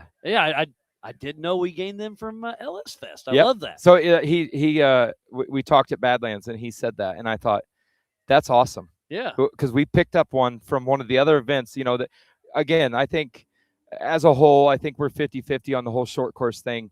I love it. I don't prefer it, but my Cherokee loves it because it's a lot it's less fast. hard on Yeah, it. no Yeah, doubt. but at the same time, I mean, that's what gets more involvement with our sport. Because perfect example, this place. Yes. It's amazing, but you can only spectate in 3 or 4 areas. Right. There's so much that goes on that is amazing, and you want to say, you should have saw it. You can't. It's Yeah. covered in wood. So Yeah. that is something that Ultra 4 struggles with, but that's also something what makes Ultra 4 what it is. Right. We want the hardest. We want the toughest. We Yes. want a little bit of everything. Yep. So short course does help build eyeballs. Yep. And having all the different varieties of that tied into the national series is the best thing we can have. I mean, it's awesome. 100%. Yeah. All right, let me kind of dive back in here. It looks like it is Tad Dowker and then Christopher Branton, and they should be here in less than 5 minutes, probably 3 or 4 minutes. And then it is Casey Gilbert, Chad Hunt, Chip McLaughlin. Then Waylon Campbell has moved from dead last to what's that, 6th? Man, he is on a move. So Paul Wolf still in the PCI pits. Yeah, I think we just seen him, a little glimpse of him going out there just past start finish. Waylon was on it. And then we still have Pip Justice, Cody St. Clair, Roger King. They're all in the Monster Energy short course. Tim Hooper is stopped at race mile 12. And Daryl Kresbach is really close to the Warren Waterfall stopped. And he was, I don't know if you were here yet, but he was making this hill, and he was not firing all cylinders. He made it, but he struggled. He might and have got then a little at water. the top of the hill, he took a left and then came back down. Oh, no. After he struggled a long time going up, he turned around, got it figured out. But oh, Pip Justice, he did have a flat tire earlier. So he ran from race mile 10 and a half. So he ran 5 miles on a right rear flat tire. That's going to be a hot one. That's going to be a hot one. Yeah, no doubt. And here we go. All hands on deck. They got their PCI race radios. And I hear our leader. Who was it? Was that Chris Branton? So how far back? I'm going to start a stopwatch.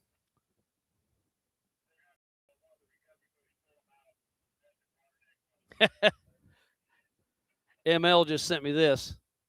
It says, Chip, don't hit me. Put it on a big tree. All right. Oh, I was doing my stopwatch and I got texted. I forgot. You ready? As soon as they hit the flag, Yep. there. So Christopher Branton on adjusted time started 30 seconds ahead of Tad Dowker. How far back is Dowker? And Christopher Branton puts on a dust bowl down here. We haven't had dust here yet. Those big old USD stickies let her happen. Tad at the top. Okay, so Let's see where he's Branton at. is definitely leading this race on adjusted time.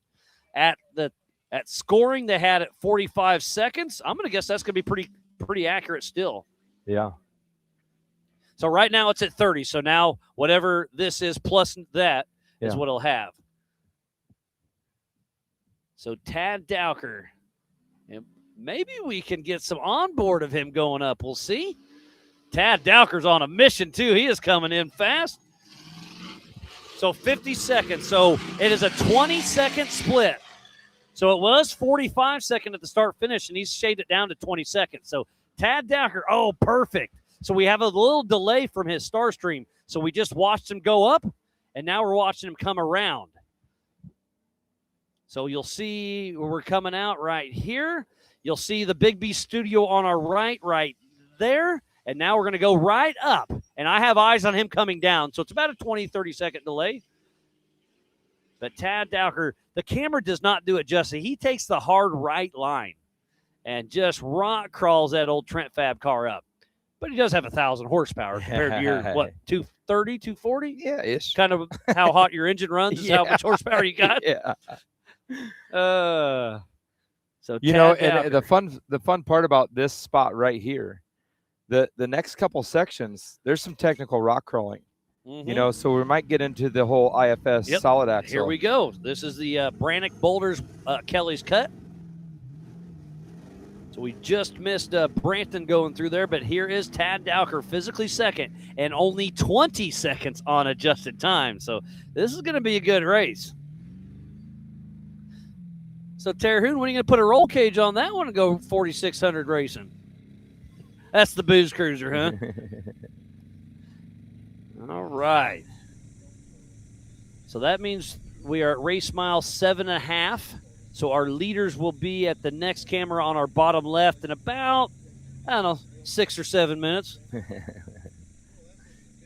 you get that one? Oh, I've heard that all too many times from my kids. My kids outplayed it too much. So now I'm divvying it back, and now they annoyed me. Now I'm annoying them. I love it. And Jade, my oldest daughter, was almost going to come. Her older, I guess my nephew, he's 20-ish, and he talked about coming. She's like, Dad, can I ride with him? I was like, talk to Mama. Yeah. I can't watch you. I'm busy. But they were going to come, and then I guess they're going to the movies tomorrow. So yeah. Priorities. Yeah. There is Roger King right behind Paul Wolf in the PCI pits. Paul Wolf still stuck as our leaders are halfway through lap 2 of 3. Paul Wolf needs to get a full lap in, so he's got about I don't know, 20 minutes to get this car going. Then he just has to stay ahead of him. Otherwise, if they pass him on this next time, that's well, technically, he's already on lap 1, so he should be able to just complete his lap, right? I'm incorrect. Terhune, that's why you're the guy. And you. You're right. As long as he There goes finishes. Casey. Yep. Casey Gilbert. So that's physical third place. He had a pretty solid run driving for Aiden yesterday. And he hasn't sounded healthy all day either. That has just Sounds a little bit of a spit to it. There's a couple good mud puddles before here.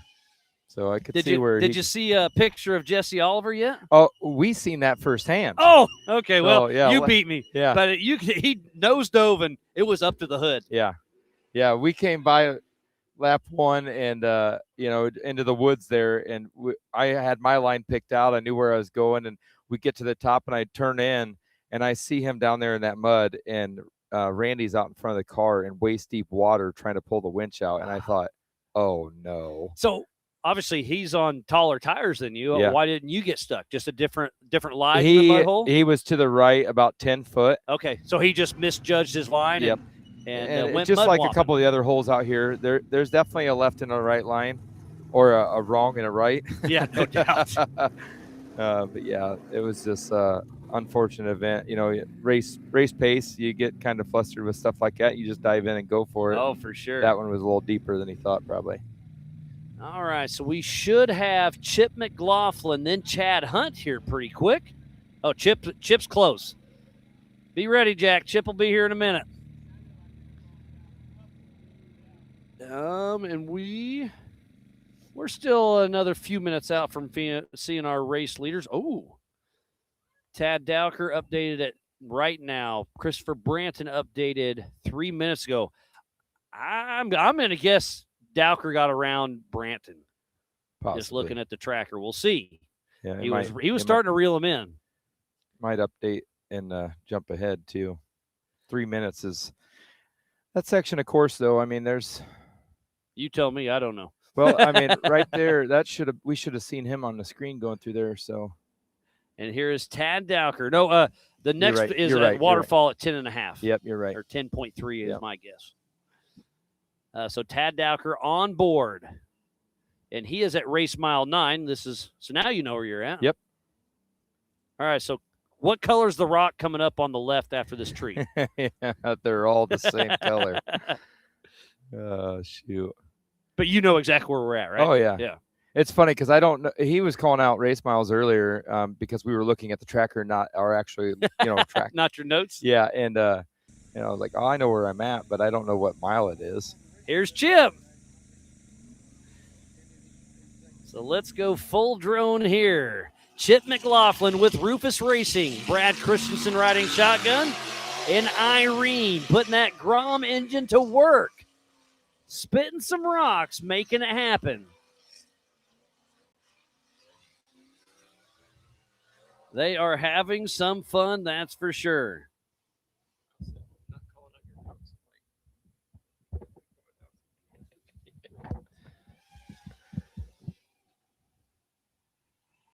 So Branton's tracker's still stuck there, hasn't pinged yet, but it also hasn't gone red, so it doesn't mean it's not moving.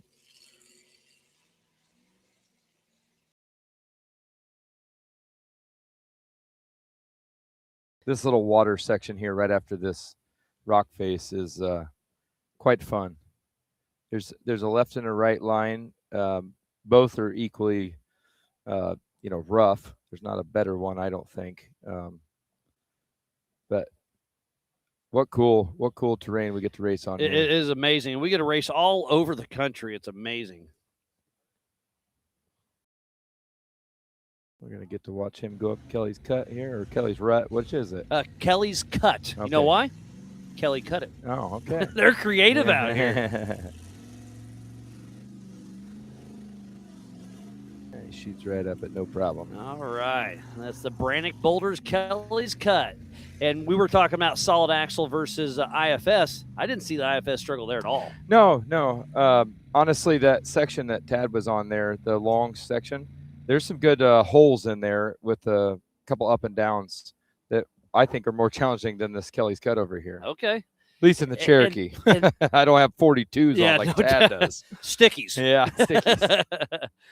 But yeah, those ledges they're just all sharp. Yeah. It's all this shale rock. It's also very cool that the terrain here, the rock changes. There's one side of the park the rock has excellent traction on. And then back here just after it would be after 10.5. So after Fun Haver Hill and that stuff back there, that section, the rocks, you can actually see the shine on them. Really? They are slicker than snot and they're bone dry. Interesting. Yeah. So there's a lot of different, even different type of rock here. Oh, glad he didn't. You were going to take it right there, weren't you? No. Yeah, he's actually getting ready to drop down here. He's got a couple more. Yeah, we're almost to the waterfall, right? Yep. A couple more high-speed sections there, and then he'll be dropping down. Well, speaking about high speed, that looks like it's Tim Hooper. He was stopped for a little bit, so good to see him moving again. I guess I can get on racing tracks. Yes, that is Tim Hooper. Enters the pits, or if he's going hot here. So the PCI pits is that line to the left. Yeah, he is. So he's going to have to slow down to 25 miles an hour at those flags, pull through the pits, and this will be a good. Let's follow him in here and see. I don't see Paul Wolf. Yeah, on tracker, he's still there. Yep, he is still there. Darn it, he was hiding behind it. Easy up. So Paul Wolf still in the pits. So Tim Hooper coming in. Let's see what they're doing. Looks like a left rear. Maybe just a check over.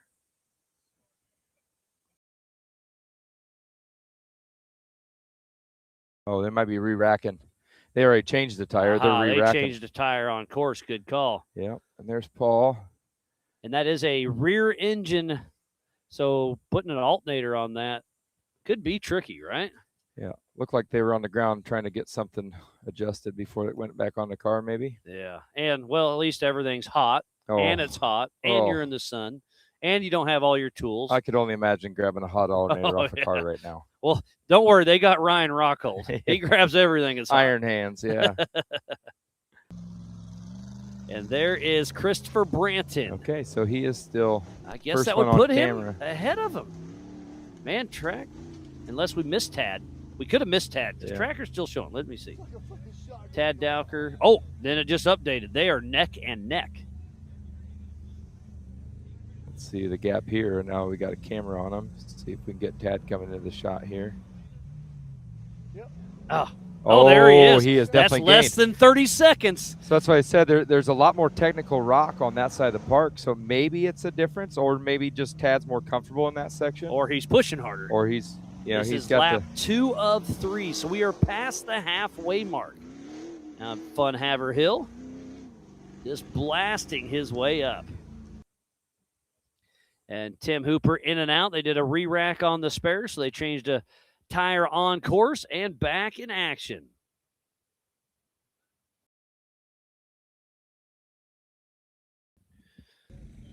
Let's see. Have I missed anything on the YouTubes? Looks like everybody's just having some fun. Mazman Certified American Original. Blood Rain Pepe. Tuning in from San Felipe. Love it. Regular Guy Racing. That's Randy Shahan. Yeah, we definitely, I just texted the Take It Live guys that we have Christopher Branton's live, so we'll see if they're having issues or if they can get it embedded in the back end, but we'd love to see that one as well. So our leaders are at race mile 11, and it is Christopher Branton, but on adjusted time, it's Tad Dowker. Then Casey Gilbert, Chip McLaughlin, Waylon Campbell. Chad Hunt is stopped now at race mile 6. Accurate update, too. So if anybody has any information on Chad Hunt, please let me know. And then, Cody St. Clair and Pip Justice are having a battle on course. Roger King is moving once again. Where's Waylon at? Waylon is 5. Yeah, race mile, just past race mile 5. So we'll have some action. No. He's up there, yeah. I saw 23. Yeah. 3. So we'll have Waylon Campbell in sight here in 2 minutes. I hear him. Jack's getting his goggles on, getting ready to take off. Tyler's running the drone out in the PCI pits and Monster Energy short course. Corey, it's been a great day, hasn't it, buddy? Oh, man. Other than the heat, this has been great weather. Yeah. You know, it could have been raining or something else. Yeah, silly. yesterday we raced into the evening, so that sun was baking us in the back. I think we're going to beat that this time. Yeah, we should, for sure. Yeah, racing in the morning this morning was quite nice. Yeah, the temperature change. Beating the time for sure. We started at 8 a.m. pretty sharp. Yeah. Because yesterday I rode in stock class at you 1 qualified. o'clock. No, in UTV. No, I'm saying yesterday you qualified. Yeah, qualified. And then race stuff. Yeah, and qualifying wasn't bad. Again, it was early enough in the morning. It wasn't bad. And then 1 o'clock I rode with Sean Fensler in stock class, and it wasn't bad in the car. But pro mod race with Adam later, it was definitely it was brutal. Yeah, because we didn't start till 5-ish. Yeah, surprisingly, we were a little behind earlier in the day, we caught up. So it was nice. That's the tough thing about Ultra 4 and off-road racing is how long is it going to take to make a lap? Nobody knows. We've never raced this course. Right. Who's going to break? So it's a double-edged sword, but it works out. And I've got ears on Waylon Campbell. And now we got eyes on Waylon Campbell. Jack's got him locked and loaded. I think he's got a right rear, maybe. Car looks like it's leaning a little bit. Yes, sir. Yep, right rear flat tire for Waylon Campbell. And you know who's going to change that for him? Waylon Campbell, unless he can make it to the PCI hot pits. And he is just muscling his way up all over the side of this hill. And all the weight is on that back tire. Yeah. He's got basically 7, maybe 8 miles to go. I don't know if that tire is going to hold together because that can get loose and start tearing up brake lines and stuff. So you got to be careful. Yeah, that's the biggest thing to think and to consider or take into consideration is how long do you run on that before the rim gets trashed? It's hard to take off. Yeah. The tire, carcass takes out your brake line. Or the wheel, who was it? It was Eric Wicks at Hammers this year. Ran on a flat so long that the wheel bent around the caliper. So, I mean, and they literally had to cut, they were stuck. Couldn't get the wheel off. Yeah. So they had grinders cutting the wheel, and they're forged wheels, which means they're strong. Yeah. Which you want, unless it's wrapped around your your brakes. Yeah. So Waylon Campbell almost to the Brannock Boulders. And here he comes up Kelly's cut. We'll see if he'll struggle with that right rear flat tire. He does look like he has a healthy spare on the back, but he's got to change it by himself. And not taking anything away from him, he's not a big guy. Yeah. Those tires are heavy. Yeah. Oh, and it takes extra time. When you go into the pits, you got a guy ready with a jack, ready with an impact, everything. And then hopping in and out of the car, unbuckling, unclipping your helmet. Oh, yeah. And here we got Christopher Branton, our physical race leader. Thank you, Take It Live, for bringing this up. Christopher Branton is out here and running. You can see Clean Air. Where is he at? He is at race mile 12-ish. He literally just updated. So, man, him and Tad are neck and neck. So, obviously, there's no dust in front of him. So, I think Tad is on his bumper. And I thought that was a rear view camera. Yeah, that's his it'd be GPS fun to up see, high. wouldn't it? Yeah. Yeah, so he's moving out here. So, this should be Pip Justice coming in. All right, all the way from Australia, Pip Justice making his way. We got the Rufus Racing crowd down here rooting him on.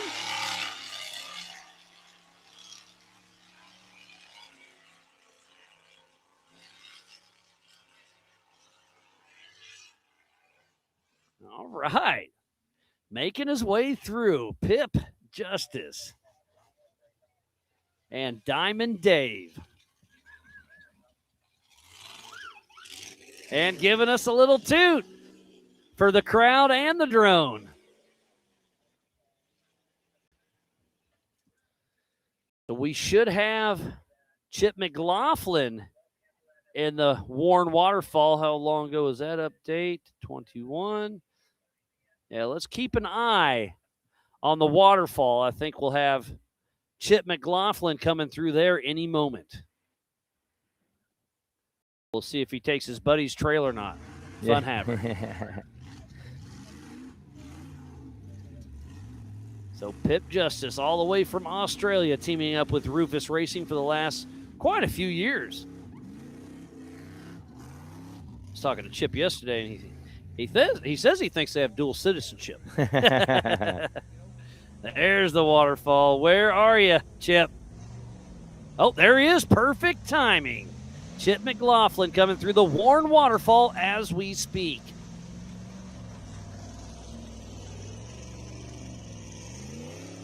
And he is taking Fun Haver.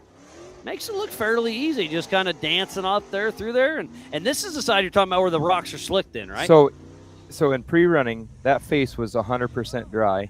I come out of that water, kind of got squared up with it, shot it a couple times, couldn't make it. It was just slippery and snot. Yeah. At the top, and at the top of that, the next half mile to a mile, all those rock faces are they're seriously shiny. And here comes. That's Cody St. Clair. I was like, Quentin Hilborn, I'm wrong. And he's got Dion Berger from South Africa riding with him. So this looks like Christopher Branton. Yeah, we were just watching this. Yep. So he's getting ready to get back on the short course. Yeah, the Monster Energy short course should be coming up here very soon. Yep. Just a big sweeping left here and down into the short course. You do know this pretty good. Oh, I know it like the back of my hand. Do you forget it? Or So it's fun pre-running this weekend versus Nationals was the last time I raced here. Oh, that's been a couple years. Yeah, and so when you get on sections, you're like, oh, I remember this section. And I'm like, well, I don't remember turning here. Okay, so it is, you don't mean to remember it, but you're like, oh, yeah. I could almost play it in my head for several years. It's kind of ridiculous. I get that. All right, Corey. Well, congratulations on your unofficial win, but I think it's looking good. I didn't see anything. So I think you got another one, and I think you just moved up in the national points. I guess that'd be East and Central. Yeah. That's congratulations. And you got to watch your kid race. I know. The most stressful part of your day. Oh, wouldn't change it, though. 100%. I love that she's enjoying it with me. And seeing you and your wife, Sarah, biggest smiles, and and Corey's just having fun. So always great seeing you guys. Love Team Indiana and everything you bring to the table. Awesome. Thank you, Miles. Always good seeing you. Corey Day, unofficial first in the 4600 Spider Track stock class. All right, we're going to bring Scott Farley in whenever he is ready. We'll get kind of caught up here. So it is Christopher Branton through, and he just threw down his fastest, the fastest lap of the day with a 37.50. So Christopher Branton is moving. And fresh to the Big B studio is none other than my good buddy, Scott Farley. How we doing? Doing pretty good. I saw you driving your car today. You had one leg out the window, just hanging out. You had your buddy sitting on the dash, steering backwards. Just a little stroll in the woods, you know. Man, so Trimp, smoking fast. You were smoking. Oh, yeah. There was 3 or 4 of you just smoking fast. Trimp loses the whole left corner. Bummer. Yeah. We knew he was going to be a problem. Oh, yeah. And we saw you going like, oh, man, Farley's good. And then I kind of forgot about you, and I was worried about Martin and everybody else. Hurt my feelings. Well, you were already going, so I was worried about the next few people. And then all of a sudden the drone hits. I'm like, who's sitting on the hood of Farley? Oh, he lost a transmission. Had to be, right? Yep. Has to be transmission. Yep. Yeah. Then we broke a shaft on the inside, and all we had was reverse, so that's what we used. What a tough break. But you were obviously, congratulations on your first UTV race, winning that one. Yep. And then your little brother won his race. So a brand new car to your team takes first in 2 races at the same day. Yep. I think that might have been more fun than me racing the car. All right. We have Chad Hunt coming in hot.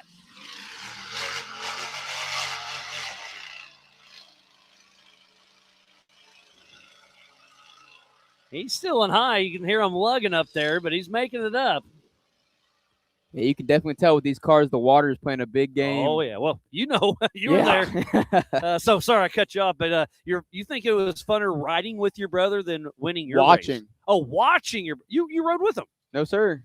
I was gonna change my mind. Oh, you didn't update me. It's your fault. I know. All right. I said, you know what? I get motion sick. I said, a race with you, I'll get sick, and my race, I'll be bad. You know, so that's a good call. I put my co-dog in there with him, All and right. they handled it. So well, I called it wrong all day. It was Michael Farley's the show of that one, right? Yep. Big smile from him. So yeah, you just got that car from Miller Richmond, and that's his X3. So that's kind of his older pre-runner, I just say. Yes, sir. So he raced that a few years ago, and he was generous enough to let us race it. And oh, it's still his car. Well, yeah. Oh, I thought you bought it. No, no, sir. Oh, that's a rental program. That's a rental program. Oh, so man, I like your style. So we had to put it on the box for him, and was happy we could do it in both classes. Sad we couldn't do it in 3, but are you gonna keep the car for a little bit? I want to race it. I want to race it this season and see how the UTVs, see what the life's all about, and make our decision after that. So you've kind of teamed up with Miller. Then. Yes, sir. Awesome. I just assumed you bought it. I don't know. Didn't know. Yes, sir. That's even cooler. I love it. Because obviously you got your own program going, and I don't know if you know this, but racing is expensive. Yes, sir. But yeah, what a great show you had, and man, like I said, I felt bad for Trent. Bummer. Felt bad for you. Dude. And then Martin was leading, had a kingpin, and to me, and that was that was kind of a give and take between both of us. With the big mud hole, I was bypassing it, and he was behind me, so he decided to go through it, and I came out of there, and he came out of there, and we hit each other. And that's what broke his kingpin. Oh, you little Rubbins racing. Yep. Just racing incident. Yep. So but when you're self-inflicted. When you're seeing mud, I just close my eyes and just, So you couldn't even see. Jesus, take the wheel, huh? Kevin was like, "God, Lee, what hit us?" I was like, "Well, that's rubbing. That's racing." Yep. And I love your all smiles about yes, sir. What a wonderful weekend. And yeah, you took some of those creative house trophies home last night. Yes, sir. They were awesome. Checks in the mail? I sure hope so. We got to get to Sturgis somehow. Yeah, I feel you there. And that is one. Oh, that's Chris Branton. Sending it. So where is he at? So you see on tracking, we have orange, first lap, yellow, second lap, green. They are on their third and final lap. So let me switch over to here. So last time around, oh my goodness. Wow. 0.6 second split at the start finish. That's... So it's a half a second between Tad Dowker and Christopher Branton on adjusted time. That is absolutely insane. That's awesome. I think your brother won by 3 seconds and you won by 4 seconds, and now it's a half a second. Yeah, it's getting tighter and tighter. Insane. I usually it's minutes. Yep. Sometimes 20 minutes was just too much. You want tight racing. Yep. But down to racing 45 miles in some of the hardest terrain you can find, and it's down to seconds. Now it's a half a second. That's pretty wild. And I do see Pip Justice. He is still orange, but I have physically seen him, so he should be yellow. And then Casey Gilbert is coming into the Monster Energy Short Course at his physical third position. And we have Tim Hooper and Roger King not too far. Roger King is stopped. That was pretty accurate. Tim Hooper still moving, so we will see Tim Hooper here in the next, 5. Oh, well, now he's stopped. Who knows? We'll have action. I don't know when. But, yeah, on racing tracks, Tad Dowker, and, they're just bouncing back and forth. So, okay, we're on board with Tad, and I do see a little bit of dust, unless that's just on the camera. Could be just on the camera. But Tad Dowker and Christopher Branton are side by side, just back and forth. And Branton started 30 seconds ahead of him. So if Tad Dowker, he is in dust. Branton is ahead. So if Dowker can see dust, he's probably leading the race. It could hang for 30 seconds, I guess. But he is, I don't know. This is going to be a battle till the end. And we expected Paul Wolf to be out there. And he hasn't finished a lap in 3 races yet. Yep, that's pretty. What a bummer. Sucks for him. Yeah, and he's still in the pits, and I know you help him out at certain races where you can't come or you can't bring your own program. You'll come and help him in the pits. So you're everybody's. It's sad to see it for anyone. Yeah. Anybody. But it's just crazy. Paul Wolf is at the top of our sport, and you can just show you it can be your great weekend where he swept it last year, or it could be your worst weekend when you can't even finish a lap. Yep. But Paul, he'll get it back to shop, get it figured out, and he'll be back and ready for Sturgis. This park is just one of those places, though. It's gnarly, and it really is. It's hard on parts. Speaking about hard on parts, Waylon Campbell is showing stopped. We did see that flat tire. So Waylon Campbell's, I assume, changing that tire at race mile 8.5. Oh, I'm getting sweaty. My iPad doesn't want to work. So let's switch over here to the YouTube, see if anybody's got anything for us. I think that's Chip right there on the live feed. It sure is. Chip McLaughlin. Uh-oh. He took a wrong turn. Come on, Brad, get together. Yeah, no, we got to, that's Chip's fault. He saw a tree. And he's like, wants to hit it. It's like a magnet. So it looks like James Cantrell is tuned in. Yeah, Corey's Moto Woods background helps him for sure. Certified American Original. Tier 1. Cantrell, miss you, buddy. Wish you were back. We'll see you around. Yeah. When are you going to come back around, buddy? I'm sure you got a car that you haven't prepped yet that you still won't prep till the day before, but you never know. Oh, that breeze feels good. That does feel good.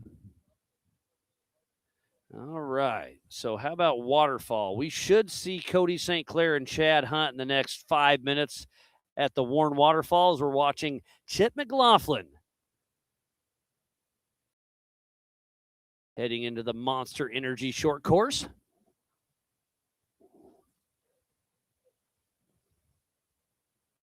It's good to see Chip back. He's kind of stepped away from the racing, kind of doing more fun play stuff, but it's good to see him back. It's good to see a battle between him and Pip out here. Oh, qualifying one position away, I thought for sure there's going to be some bumping out there. Oh, yeah. Hey, the race ain't over yet. No, sir. We are on our third and final lap for our leaders of Christopher Branton, Tad Dowker, and Casey Gilbert. So Casey Gilbert tripped it for us. So it looks like Tad Dowker on adjusted time is winning. A half a second behind Dowker is Christopher Branton. And then 4 minutes behind is Casey Gilbert. So Casey Gilbert's there to take away if somebody has an issue. Yep. But if Tad and Chris keep pushing like they are, they're going to get first and second. And we won't know until the second car crosses the finish line. I guess unless it's Tad. If Tad gets around Chris, locked up. I think there's a big factor in that Casey Gilbert, he didn't sound too healthy when he was coming through here. He sure didn't. She might clean out and he might put the power down. That's what I'm talking about. You're he right. Might be rubbing racing. Both times he came through yeah, you've already been there and done that. Yes, sir. But both times Casey came through here. Well, there we his go. Motor we got a little update going on. 90%. We got Chad Hunt in fifth and Chip McLaughlin in fourth now. Nice. Chad still hadn't finished his lap. Okay.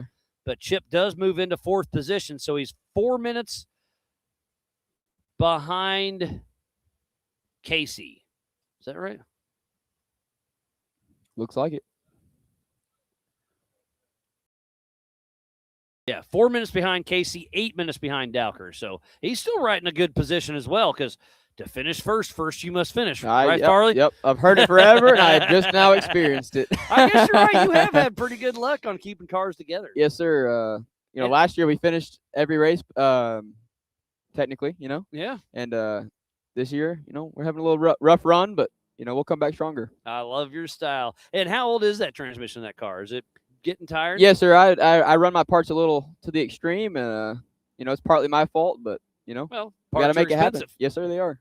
And let's talk about the Fab School for a little bit. I remember it was AOP Tennessee, correct me, 4 or 5 years ago. Yes, sir. It was you and Jackson Farley. Farley. Yes, Jackson sir. Kunkel. You guys showed up, and we chatted that night, and you guys were fresh out of Fab School, built the stock Cherokee that you just sold to Chris Mefford. Yes, sir. And he just got on the box, I believe. Yep, and he just raced that car 500 miles in at Kentucky. The Terra Rally? Yes, sir. Yeah. So let's talk a little bit about the Fab School. What was your experience there? It was awesome. I mean, I'm not a book guy, so I like what I like, and I love, I semi, I can, the old trotter. We got the yellow and the white.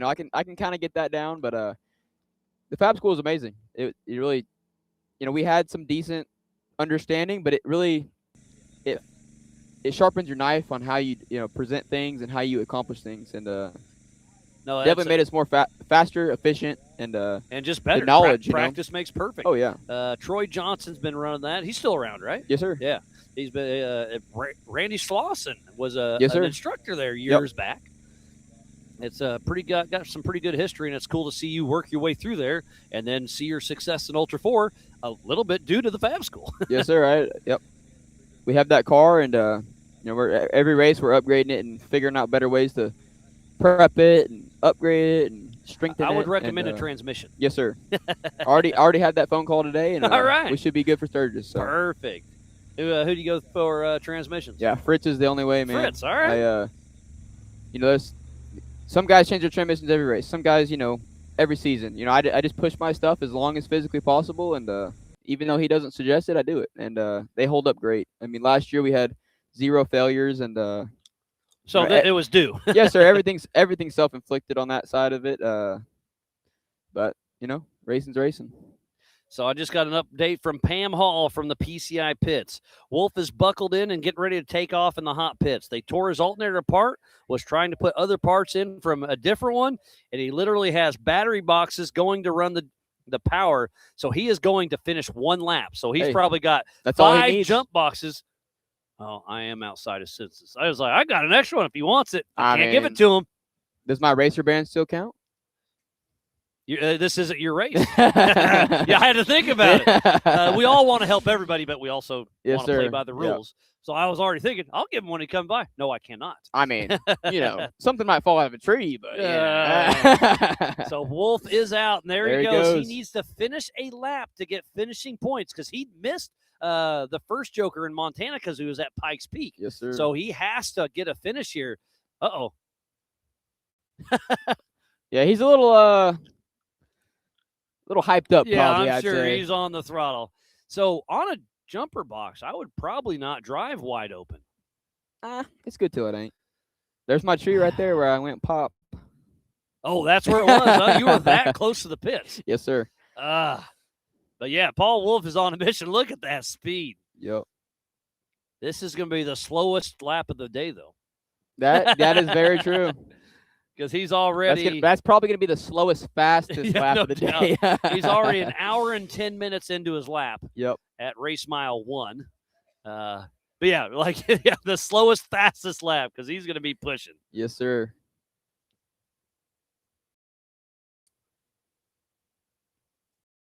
So everybody's texting me. Paul Wolf is in. Absolutely. Obviously, he is out of contention.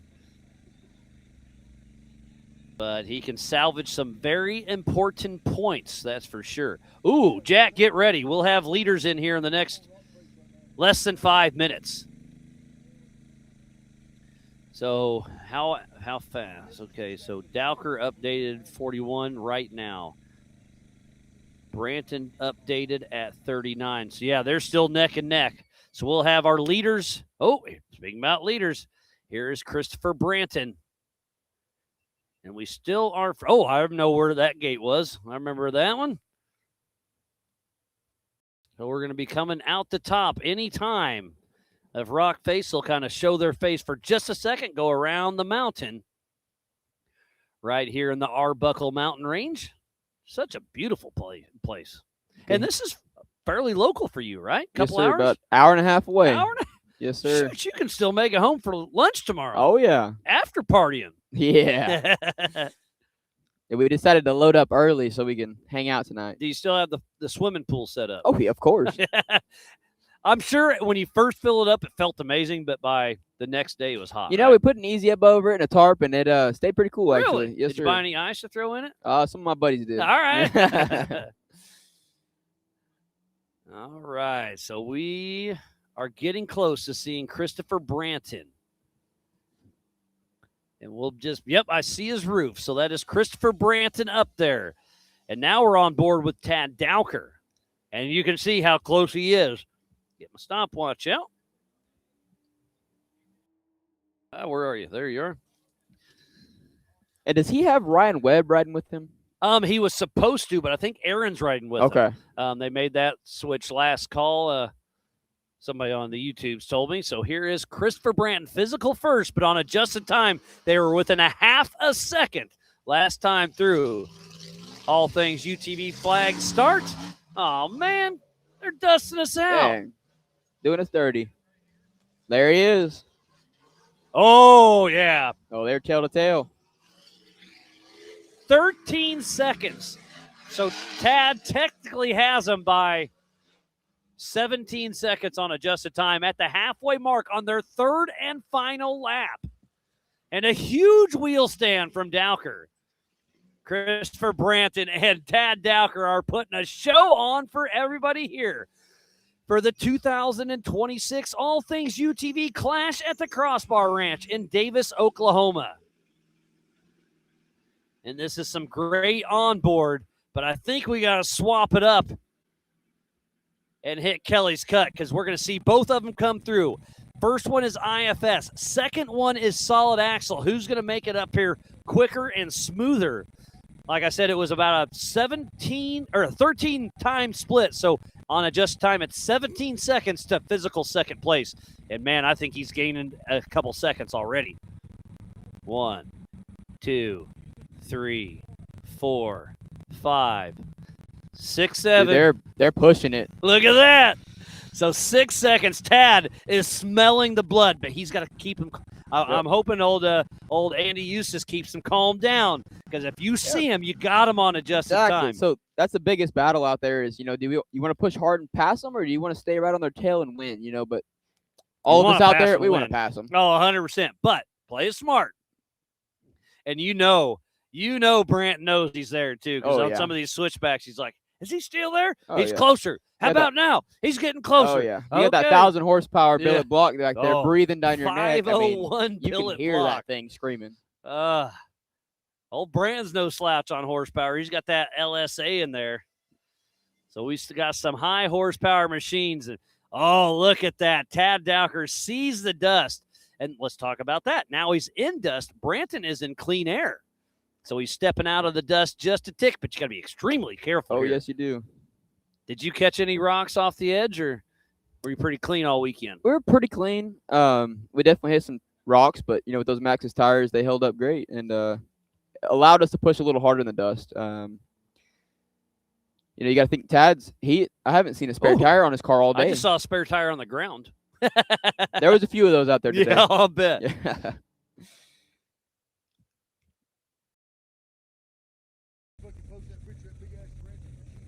What an amazing race we have. Oh, don't hit Amazon, hit messages. Get some prime shipping out here to Crossbar? Yeah, no doubt.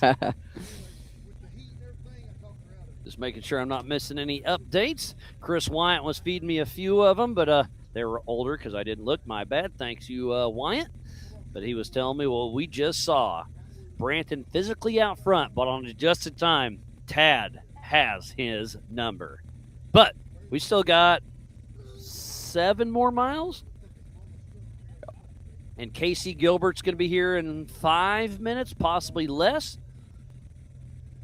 Waylon Campbell is back moving. We saw him come through with a flat tire. He stopped for a bit. Obviously, he got it changed, and he is back out. Let's go see where old Paul Wolf is.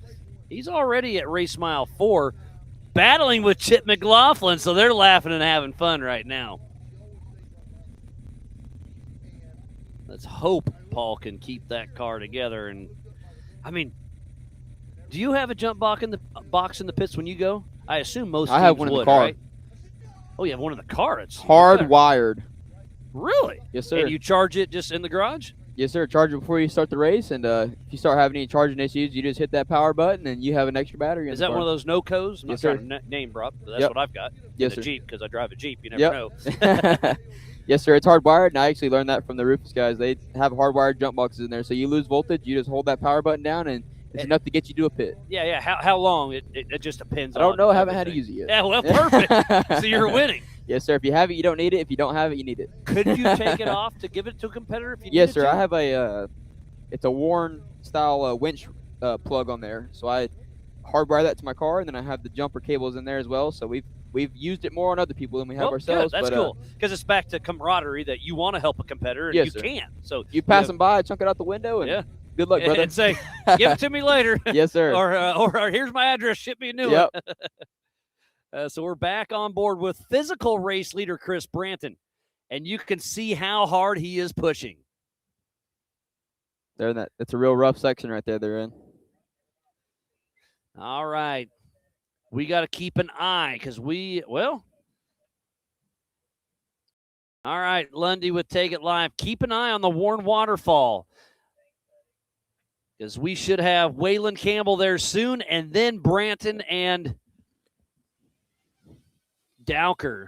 We have Casey Gilbert about to drop down in here. Here comes, man, we got action all over the course. So we may have to quad box this one. All right, so the bottom left, we should have our Waylon Campbell and then our leaders. Bottom right, Jack just took to have him.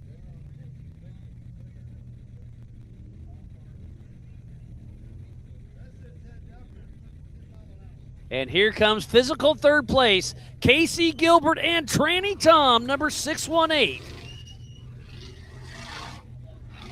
Out of Fenton, Michigan with Gilbert Brothers Motorsports. She's sounding a little healthier. He's probably picking that pace up. Yeah, I think so.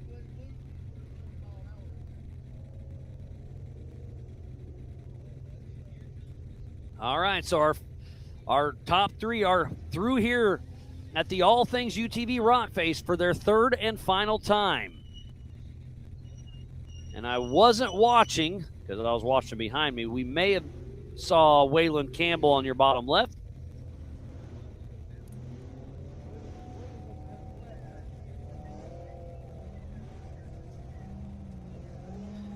Tier 1's asking if Chip hasn't hit a tree yet. Oh, I'm sure he has. He just won't tell anybody. All right, old James Cantrell is going to come to LS Fest to hang out, so it'll be good to see him. So if anybody has a rental car, old Cantrell would probably drive it. I'm sure we can talk him into it. But just don't expect it to be prepped when you get it back. Yeah.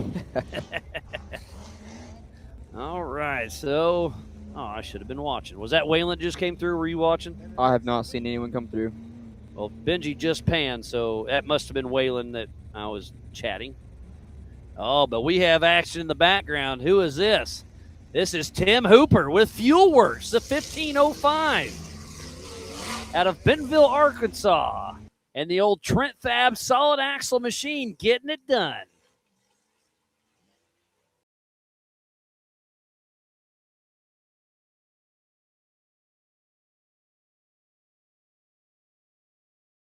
So we have action. Tim Hooper is, what lap's he on? I think he is a lap down.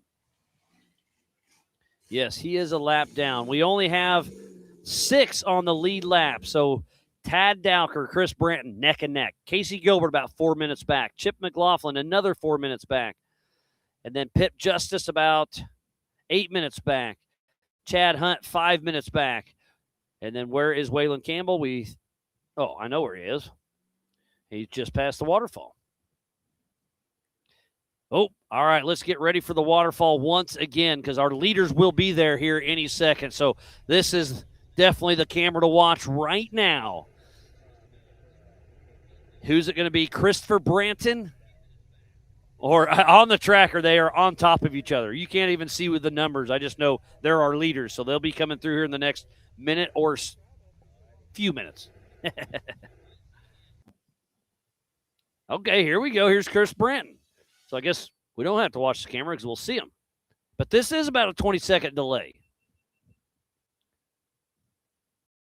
So Christopher Branton. Some of these sections are a little bit tight. Looks like our next competitor will be Roger King, then Chip McLaughlin coming in behind us. But we got to watch Dowker and Branton go through the Warren Waterfall first. This will be the last time we see them until they're in the Monster Energy Short Course. They have been running stellar runs. Let's see. Ooh, Tad Dowker just threw down a fastest lap of the weekend with a 37:03. Golly, that's cooking. That is moving.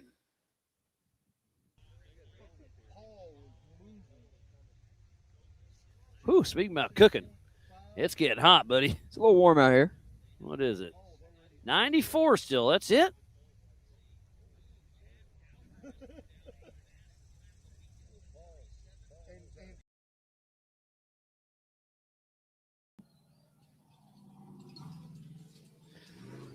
right, so this should be Roger King, and it is a huge Golly, wheel man. spin.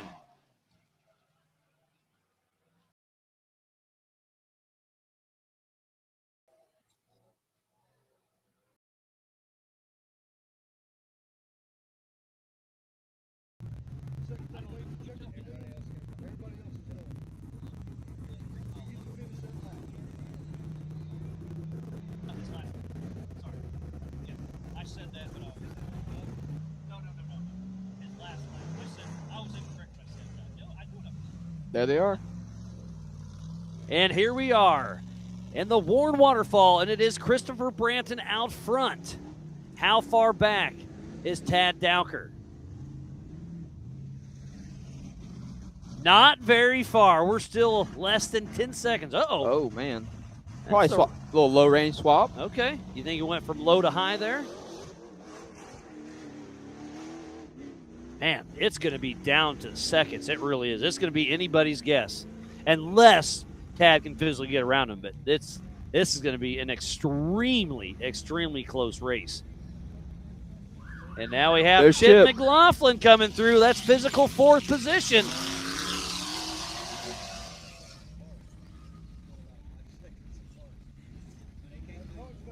So Chip McLaughlin with Rufus Racing, with Brad Christensen riding shotgun out of Allen, Texas. And the old Tribe 16, Irene.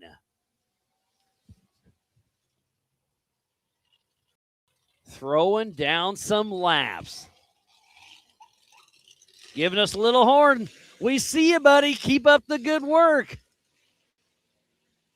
I think he should start running the number 1 number plate, so he'd be in first. But since he's running number 4, Yep. he's in fourth. Yep. Car still sounds good. All the tires are good. Just cruising along. So Doug from Area BFE just said Branton and Dowker are 5 seconds apart at race mile 9.3. So thanks for the heads up, buddy. Man, 5 seconds. And that means Tad Dowker is 25 seconds ahead of Branton on adjusted time. And Branton knows that. Oh, yeah. But he's pushing as hard as he can. Yeah, we're getting those last miles. They're going to start pushing hard. Yep. Save it till the end and let it all hang out. I mean, everybody always say, I'm going to take it easy the first lap or two. Oh, no. They all say that. I'm sure you even say that, but Oh, you yeah. don't mean it. Oh, we say that. And then you get in the car and you see dust. Yep. Once that flag drops, it's there's no telling what's going to happen.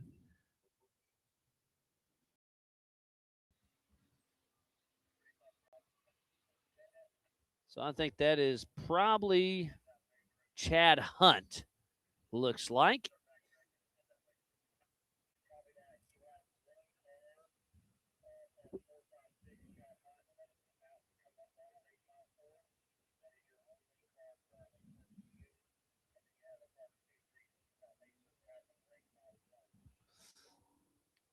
Great to see Chad Hunt out there still pushing strong. Believe that puts him in 5th or 6th. So Pip Justin was in 5th, but he is stopped now on course. So not sure what's going on. So I think Chad Hunt may be overtaking Pip Justice. So actually, yeah, if we can stay with this shot, we'll probably see a stopped car any moment. According to Racing Tracks, well, we may not see it if he's stopped in the woods taking a nap in the shade. Uh-oh. At race mile 6.5, Paul Wolf is stopped again. What is going on? So let's think about this. Who does he have coming up behind him that he can make friends with right now? I think Waylon Campbell will probably sneak out one more lap. He's on lap 2, getting close to heading out for lap 3, so I think he'll get a go. So it's either going to be Chad Hunt, Pip Justice if he gets going, or Cody St. Clair. So Paul Wolf's going to have to make some friends. He's in a single-seater having electrical issues. Wishing he had your battery pack right now. I'm saying. If he can, I don't know if Pip's behind him or in front of him, but if he's behind him, we know Pip has that jump box as well. You said, Rufus, that's where you got that from. Yes, sir. So if he can get going. We should have Casey Gilbert physical third in our bottom left screen here in the next few minutes. So we'll keep an eye on that as RDP is in the house once again. You ready to sit down yet, buddy? He doesn't want to. He only likes talking to me late at night. He doesn't want to sit here in the. Hey. No, we're good friends. But I try to get him in the booth with me. He just doesn't want to. You don't want to hurt my feelings too bad. Oh, I thought I heard a spectator up there hot rodding around.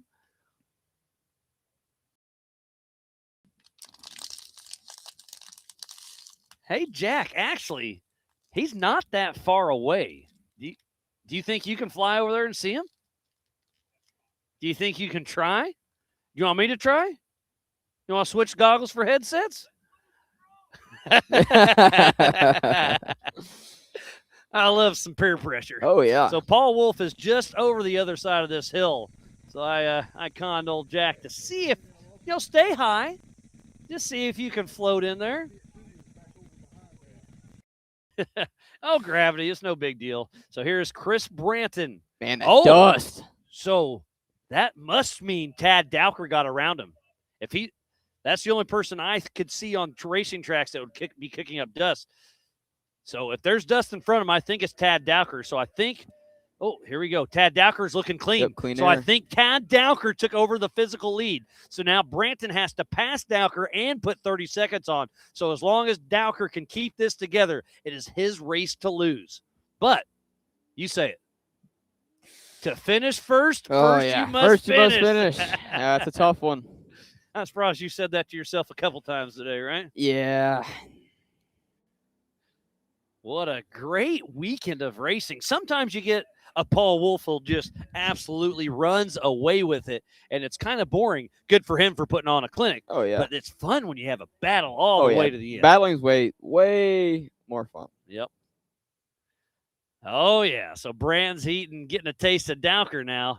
Dowker's been chasing Branton's dust, and look, with the sun, the dust, the shadows, this has got to be tricky. All right. So we got to keep an eye out. Hey, RDP, let me know if you got him. We'll go full screen. So Jack's trying to fly over to see if he can get a visual on Paul Wolf and possibly lose a drone. Hopefully he doesn't. And that looks like it's Chad Hunt once again.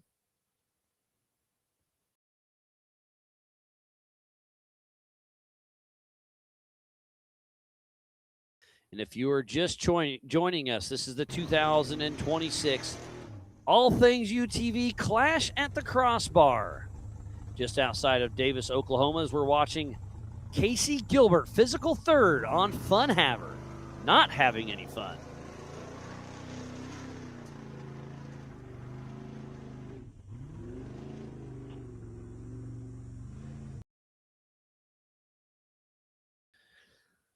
And Paul Wolf at race mile 6.5, just as the crow flies, he's only a half a mile over there.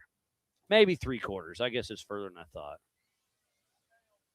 All right. Well, we tried taking the drone over there, but it's just too far on the other side of a rock mountain. And I guess the electricity wave thingies that make the drones work don't go through mountains. Yep. That's the best I could describe it. Yeah. All right, Jack. Well, thanks for the effort, buddy.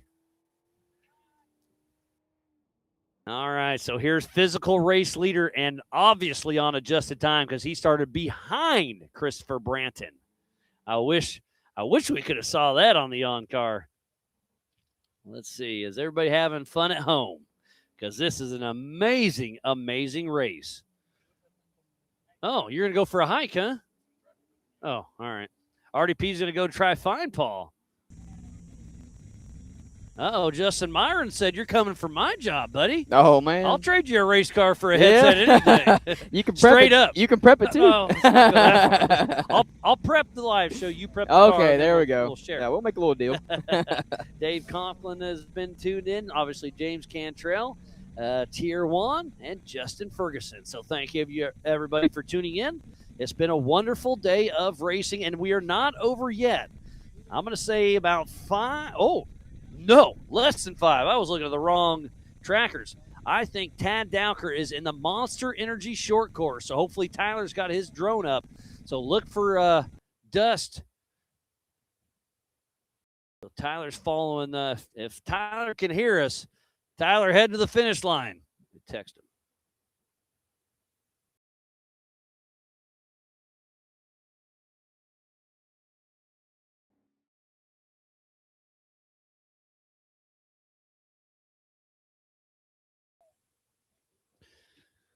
All right. So we are on board with Christopher Branton in second position. He just entered the short course, I believe. Yep, that's definitely short course. So first and second are both in the Monster Energy short course. For their third and final time, the checkered flag is out. It is ready to fly. And I believe it's going to be old Tad Dowker who's going to bring this one home. And now we are on board with our physical race leader, the number 906 of Tad Dowker and Andy Eustace out of Elk Rapids, Michigan with North Shore Raceworks. In this Trent Fab solid axle machine, Bambi. He's got an FTA 501 billet big block with over 1,000 horsepower. Mickey Thompson tires, Raceline wheels, Baja Designs, Warren Racing, and Amsoil. Looks like this is the last. Are we? Yes, that was the last flag. So we'll do a hard right, a sweeping left. And Tad Dowker has this thing unofficially sealed up. So congratulations, unofficial first, Tad Dowker. Unofficial second by 43 seconds is Christopher Branton. The number 4046 out of Bossier City, Louisiana with Upside Down Racing in his Jimmy's 4x4 chassis.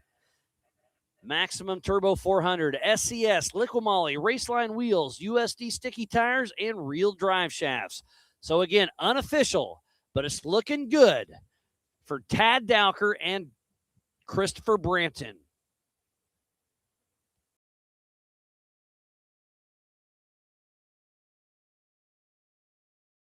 And how far back is Casey Gilbert?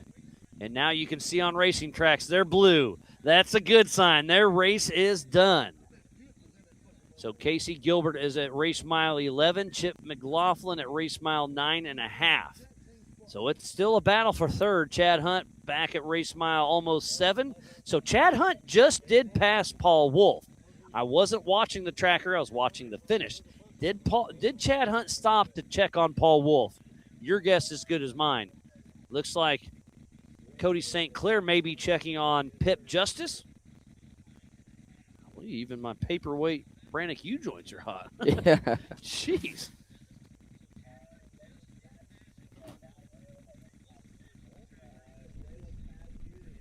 So we have a clear course from start finish to basically race mile 2. Or I say, sorry, cold course from start to race mile 2.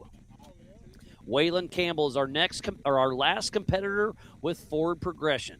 So we have 1, 2, 3, 4, 5, 6, 7, 8 on the lead lap.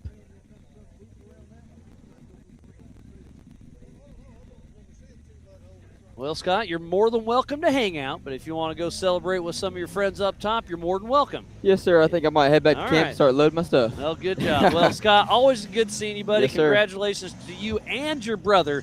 First place for your first time ever running UTVs, and a heartbreaker in the 4800. Yes, sir, it was. But hey, you know what you did? You drove it like a rental. That's what we're known for. I love it. All right, Scott, always a pleasure, buddy. Good seeing you. Yes, sir. It's good seeing you. Yep, have a good one. Congratulations, Michael. Do you want to chat for a minute? You're more than welcome. Don't feel obligated. Oh, Big Brother said do it. Paul hadn't came through yet. Hey, no worries. Congratulations, buddy. I never try to pressure anybody to come in here, but if they want to, they're more than welcome. So, looks like we should have Chad Hunt any second in here.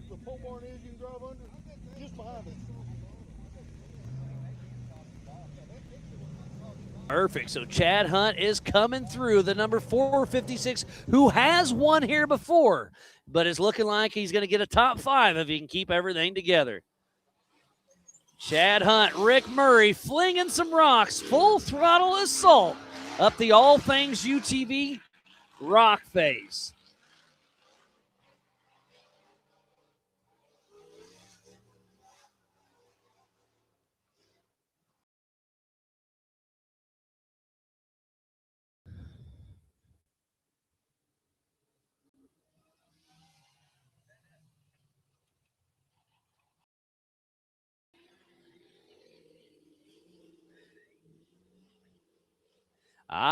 Benji's giving me some info. Pip Justice is in a similar area where Jesse Oliver went mud womping, so he could have been stuck in a mud hole. Good catch on that, Benji. Thank you.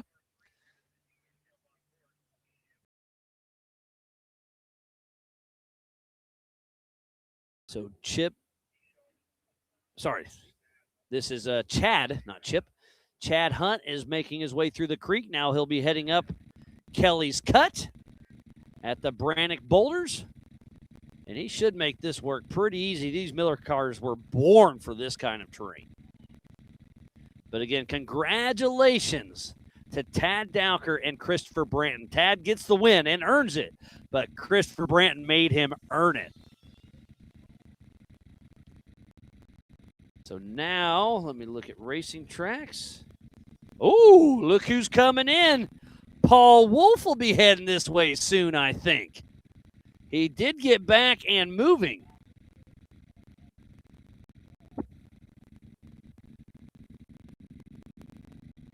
How long ago was that ping? Pinged at 08, so 2 minutes ago. So I think we may see Paul Wolf. What a heartbreaker of a weekend for him, but that never give up attitude is absolutely amazing.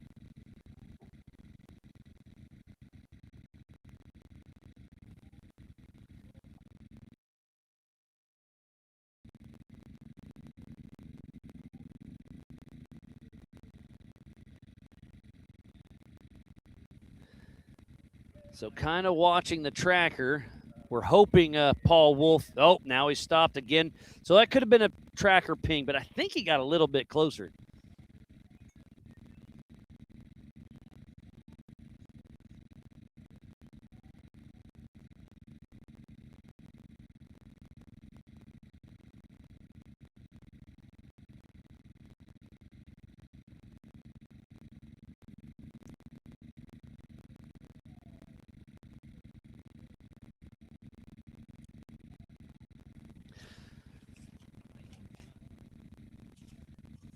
So I was hoping to see Paul Wolf, but he has stopped once again. So our next competitor will be Cody St. Clair.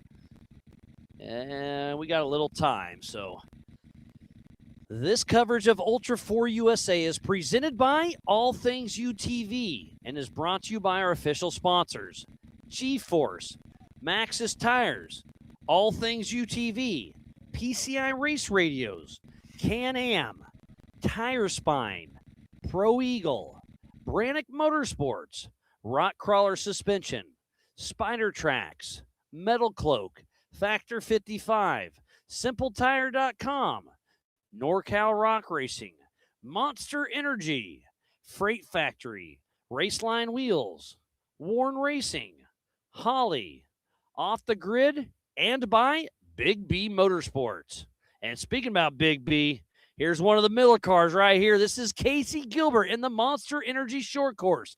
Physical third position is about there to grab that checkered flag. Casey Gilbert drove yesterday for his son, Aiden Gilbert. You are allowed one substitute driver per season. Aiden got the opportunity to go over to London with his grandparents for vacation, so he took the opportunity and let dear old dad take the wheel behind the UTV, and now it's his turn in the big car. He was a champion in the 4800 class and this exact car. And then he moved it. All he did was put bigger shocks, bigger tires, and a few little tweaks on it, and has been racing 4400 for quite some time. This is the original Miller chassis. Miller chassis number one. There's probably, 20 plus out there now. This is old Bad Larry and Casey Gilbert and Tranny Tom out of Fenton, Michigan with Gilbert Brothers Racing. With that Tranny Tom Turbo 400, Nitto Tires, Threat Wheels, Dynamic Motorsports about to grab that checkered flag. And it is out, and it flies unofficial third for Casey Gilbert.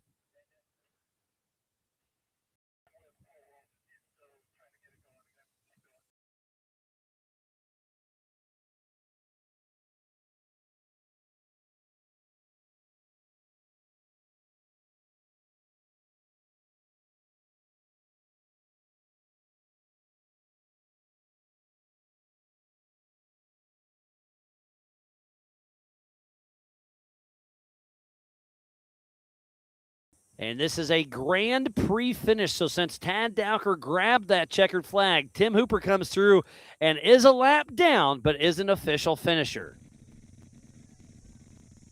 So that's going to put Tim in currently 9th position. So again, unofficial, but the podium is set. Tad Dowker, Christopher Branton, and Casey Gilbert.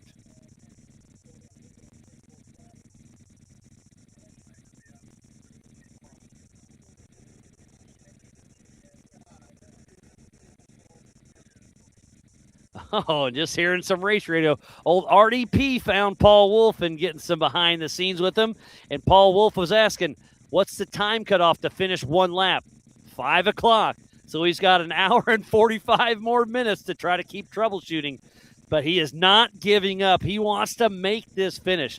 I know a lot of you remember King of the Hammers earlier this year for the 20th annual Griffin Radiators King of the Hammers. And it was such an awesome show. Paul Wolf was battling out front for such a long time, had some steering issues, but never gave up and just battled till the very, very end. So again, unofficial, but it is Tad Dowker, Christopher Brennan, and Casey Gilbert.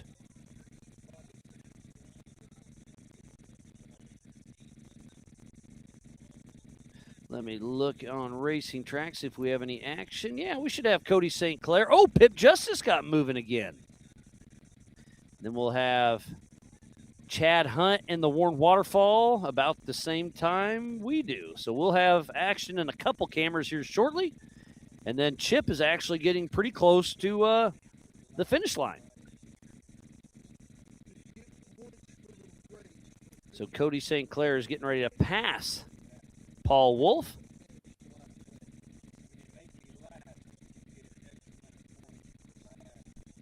And then Waylon Campbell and Pip Justice are on top of each other on the tracker. And I'm pretty sure Pip Justice should be on the lead lap. Let me check timing. Yes. So Racing Tracks does not have him on the lead lap, but Ultra4Racing.livemotorsports.com does, and I believe I've seen him twice. Yeah, so Pip Justice is on the lead lap. Not too many people get to say they passed Paul Wolf, but everybody today has. Which a tough, tough break. Nobody wants to pass somebody in the pits, but again, Paul Wolf never gives up.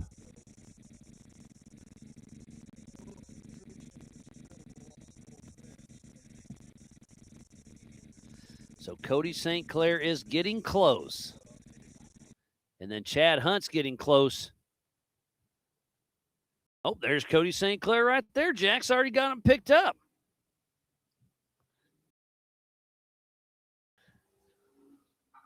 All right, get a little horn from Cody St. Clair making his 4,400 debut. Oh, and I hadn't thought of this. Dion Berger, who is Andreas Nortier's co-driver, is riding in that car. So Dion Berger has rode in Cody's old car and his new car today. That's pretty cool. Because Andreas bought Cody's old car, raced this morning, and won his class all the way from South Africa. And is this Pip Justice already? Man, Pip Justice, something happened, but now he's back in it. And he is not giving up. absolute full throttle assault from Pip Justice, letting them Maxxis tires eat.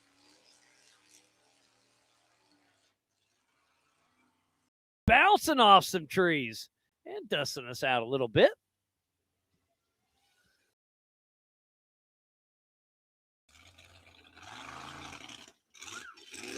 Another little honk.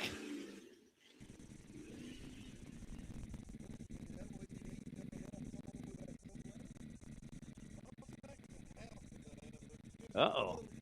Cody sounds like he's spitting a little bit. Maybe got a little water. Or no, that's, sorry. That is Pip Justice. Cody just came through. So here is Cody St. Clair top left.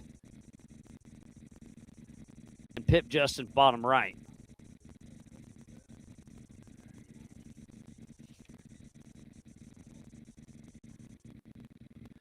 So we just saw Cody St. Clair, but right hot on his heels is Pip Justice. And I think, we could see Chad Hunt unless we missed him in the bottom left. So we'll leave it on quadplex because we should have Waylon Campbell coming in here any moment.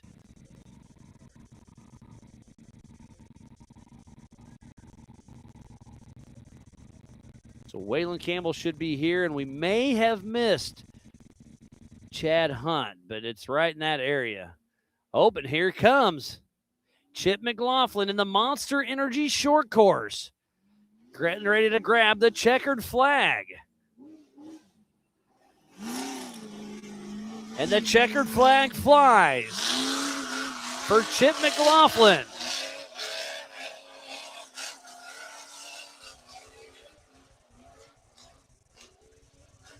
And there goes Chad Hunt. We got action. Chip McLaughlin grabs the checkered flag, unofficial fourth. There goes Chad Hunt through the worn waterfall. Now we got Waylon Campbell here at the All Things UTV Rock Face. So we got action. Man, couldn't have timed that any better. Ooh. And Paul Wolf is moving. We may have him here in a little bit.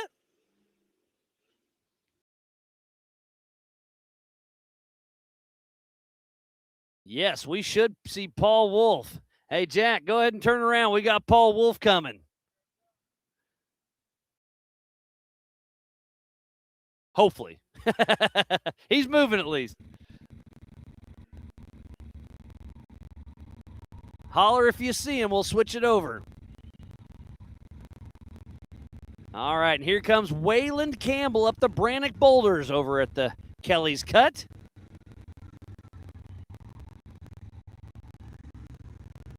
And he is through.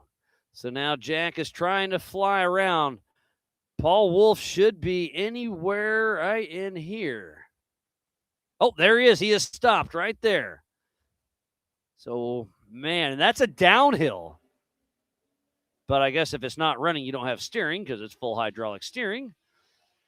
So we made it I'm going to say a quarter, not quite a half mile since where he last stopped.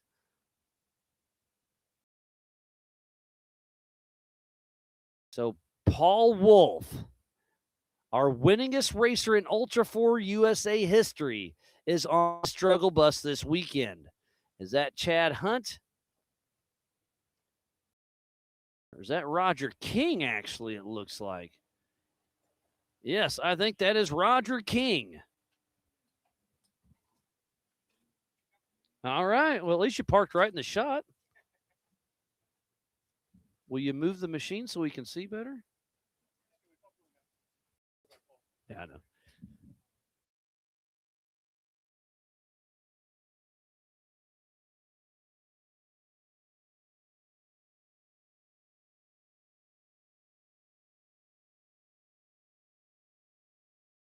So RDP says he's almost here. Well, I'm saying I'm watching the live show and I can see him stopped on course. So Paul Wolf is stopped again, just literally on the other side. Like if he was 30 feet behind him, I could see his roof. Yeah, there we go. There we are at the center of your screen right there. So he is almost to the All Things UTV rock face, but he is struggling. Tough break for Paul Wolf.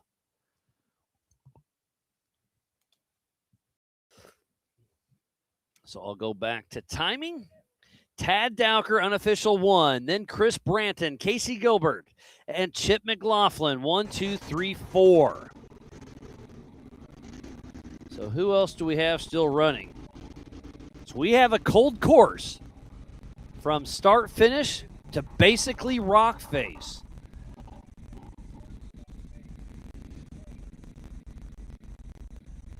But Paul Wolf, absolute bummer.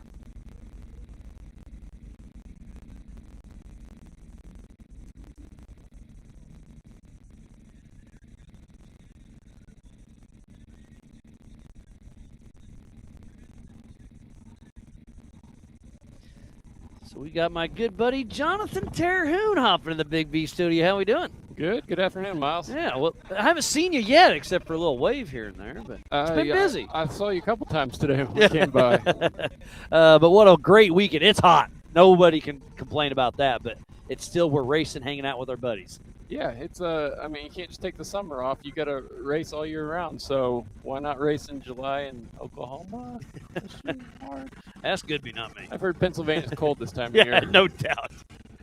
But no, we're still out here racing, and you and your buddy Corey put on a clinic once again, and I think extended the lead in the 4600 National West. No, not West. National East and Central. So, yep, looking good. Have you played around with RDP's new website? I have. That's where I was doing the math last night, trying to figure out what. Oh, I've still got it pulled up from earlier. If we clicked off one lap, how many points would that get us if we DNF but still get our into the points, and how much above that if we would. So you were number crunching, huh? Yep. So that was lap 1 was important. That was the critical lap for the season. Lap 2 we could go out and actually have some fun, but lap 1 was the pressure lap. It was the one. You have to make it happen. If something bad happens on lap 1, the whole season goes away. It's one lap for the season, and that happened. I mean, that's what Hammers is. That's what Paul's dealing with that right now. He dealt with it yesterday in the UTVs. One lap is the season right here for Paul. Yeah. And just what a bummer. RDP, well, you were there. It sounds like he's got 4 jump packs in there. He had a different assortment of a couple of them that I think he stole some from the pits, and somebody else had one on their car. Then they stopped for him or something. It was a plethora of different brands out there, and I don't know which one was working better than the others. And well, apparently none of them are working right now. At the end of this, Paul's going to say they were all terrible. Yeah. But, it's props to Paul. He's out there, never giving up. The race, I assume. I haven't been paying attention to live feed out here on Signal, but I assume the race is over, and Paul's just out trying to make his season happen. And he just asked, how long do I have to finish?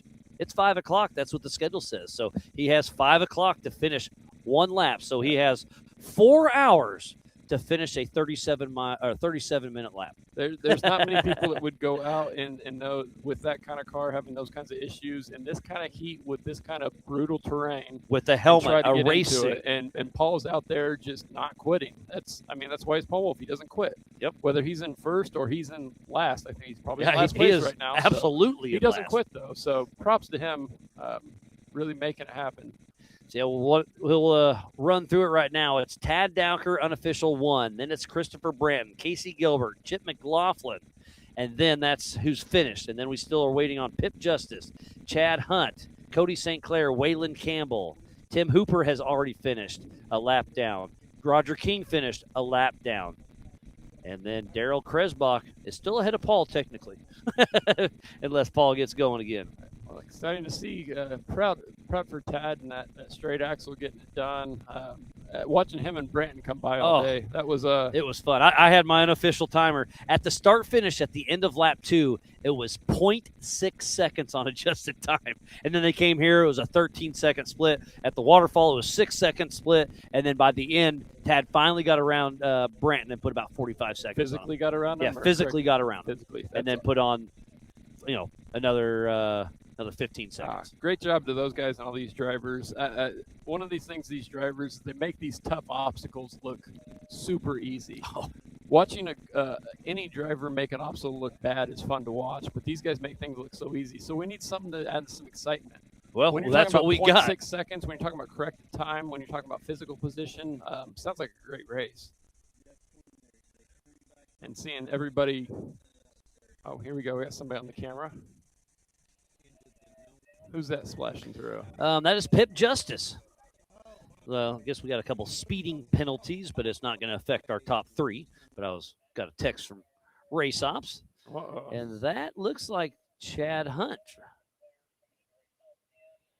So we filled out the podium, but these guys are, what was it, top 5 we're still looking for? Yeah, so we're still waiting on Pip Justice, Chad Hunt, Cody St. Clair, Waylon Campbell, and Tim Hooper, Roger King. They finished the lap down. So we still have 4 cars, technically 5, Paul Wolf, but 4 cars on the lead lap. And we have Paul Wolf still not giving up. Yeah, that's Chad, right? He's part of your team. You tell me. It's a brown car. Yeah, exactly. Especially when it's all those yellow Can-Ams that are then brown. Side-by-sides yesterday and the EMC, I think we cleared a lot of the holes out for them. So a lot of these cars are actually showing their colors instead of being brown cars. Jesse Oliver tried to redig the hole out. I don't want to make just the joke you're supposed to say, but hey, bud, you can't park there. Because when we saw him, like we were in a Cherokee, he was below ground level. We looked down. You kind of came over the crest and like, and it was hard to recognize the car because it was the Brown Miller car. Yeah. I think there was a couple, 3 or 4, that looked like that. So you couldn't even identify some, like, what tires is it running? I don't know because they're underwater. Yeah. Like, I know he's a Mickey guy, and I missed the spare, and I couldn't tell which. That's one way to identify which Miller car is which tires they're running. They were underwater. I couldn't see them. Yeah, still in good spirits. I mean, at least that car's only a year old, so.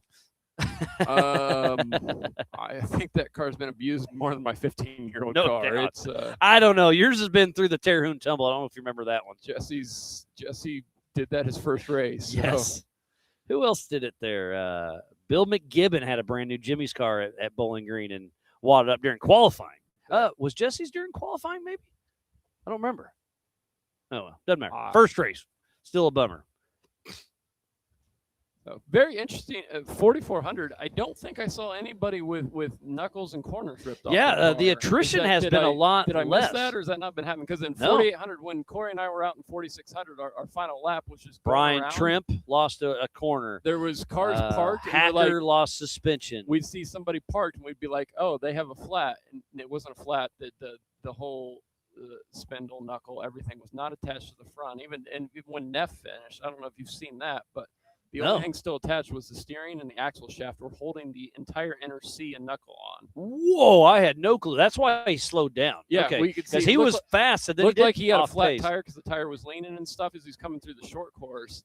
And he finished, and we looked down at it, and the axle tube tore right at the inner C. And the only thing, the bell of the axle shaft and the steering link, I think when it steered one way or the other, it would pull the axle back together. Amazing that he said the last mile and a half had been feeling like that. That's nuts. Well, that sun's starting to creep in here. I feel it. It'll be all right. So you back to flipping burgers tomorrow or Monday? Yeah. Back to the usual. But for now, the grind, huh? Yep. Is that short course? Yeah, that's Chad Hunt. He's about to finish. Somebody coming in for the finish here? So he'll be unofficial 5th place. Will be Chad Hunt, number 456 out of Plymouth, Indiana, with Hunt's Motorsports, who has won here during Nationals just a couple years ago. Yep, a couple of years ago. Last year he finished with the corner missing. As I mentioned, people ripping corners off with the shaft hanging out and dragging. So it looks like he's got all 4 tires on it. Definitely, I think he would trade a tire for higher up, getting on that podium. But 5th place, solid position for him. Top 5 with a stacked field like we had this weekend is absolutely amazing. What separates the top 5? 25 minutes. That's still pretty close. But the first and second, Tad and Christopher, down to 43 seconds. Oh, I thought that was Paul. That's a recovery guy. I got excited.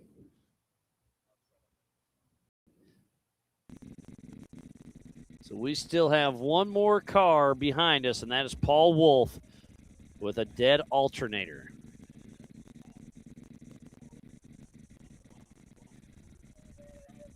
let's see. Do we have much more action?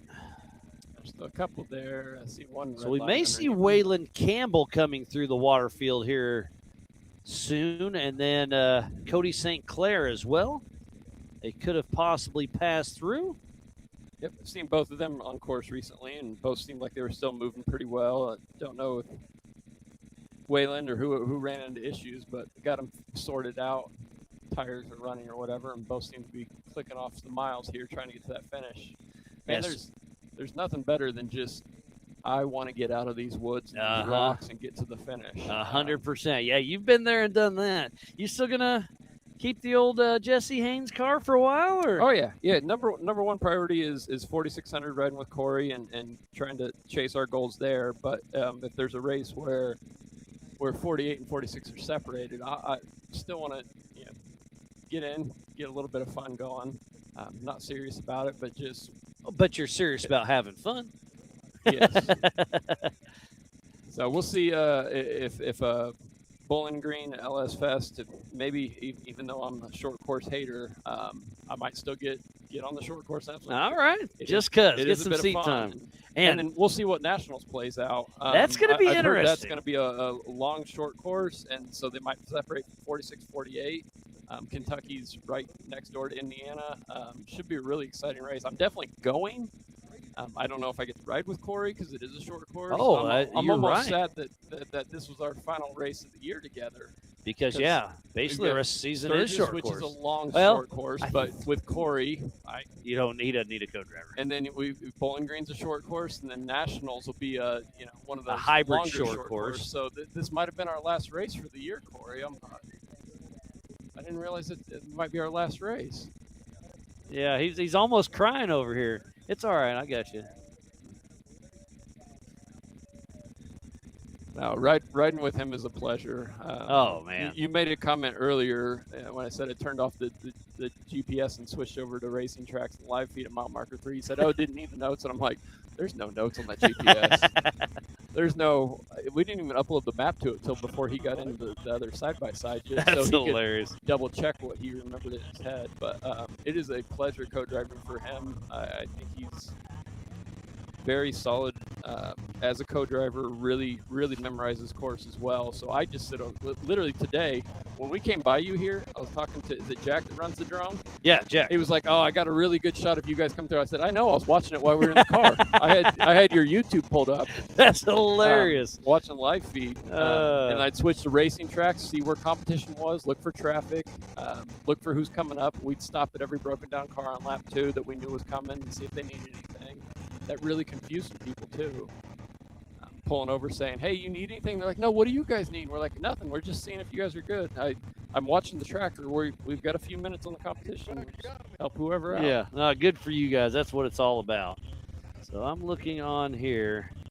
I think our cameras are done until start finish. So Benji, if you're listening, you can probably call her quits unless Paul Wolf gets going, but I'll stay until a little bit.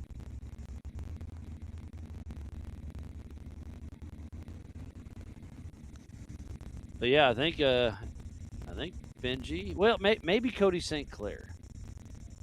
Benji, have you seen Cody St. Clair yet? You may have him coming in. And Abe's texted me, say, tell Turner we'll see him in Terhune. We'll see him in Baja. So you're saying there's a chance? Wait, are we taking a Cherokee to Baja or something, or what's the? No. I think there's a different plan brewing there. And, yeah. And you'll probably be involved. It's a good time down there. Oh, I love Mexico, especially Baja. But yeah, Benji was doing a great. We saw him honked at it a few times. Seemed like he was getting some pans, getting some good shots on he's been doing great because we thought this could be a problem area. So Benji's one of our lead recovery guys, so we put him there, and he enjoys helping with the live show. So we always talk, live show, get it set up, leave it stationary. But if there's no recovery done, you can pan for us. Great. Well, he's only had to recover one car all weekend, so. He's our those semi-professional. Seemed slick, and it looked like one of those. You almost want to kind of side hill it, take it almost at a 45 because that's the way the course goes, and you can literally just slip a tire and end up sideways on that waterfall. Oh, for sure. it's not, if you're going straight up it, it's not a big deal. But if you get sideways on it, Benji would have had some action. So again, props to the drivers for making Benji's feed look a little boring. It's just how talented all these drivers across all classes, side by side, big cars. They make a lot of really hard obstacles look really easy. Absolutely. As we're watching Pip Justice in the Monster Energy short course, finishing his third and final lap. Pip Justice on a mission today, had some sort of issue, but he's pushing hard all the way to the finish line, all the way from Australia. Pip Justice and Diamond Dave out there having some fun. The short course was pretty good this year, wasn't it? I only did part of it because I didn't ride in qualifying. But, okay. I guess you're right. And then when we were on short course, it's when the drones were up, so I was pulling up the live feed, not really paying attention much to it. All in good fun. Well, looks like Jack's going to check on old Paul Wolf again, so we'll check that out once we get Pip Justice across the line. That should put him in unofficial 6th position, and it does. Congratulations, Pip Justice, unofficial 6th.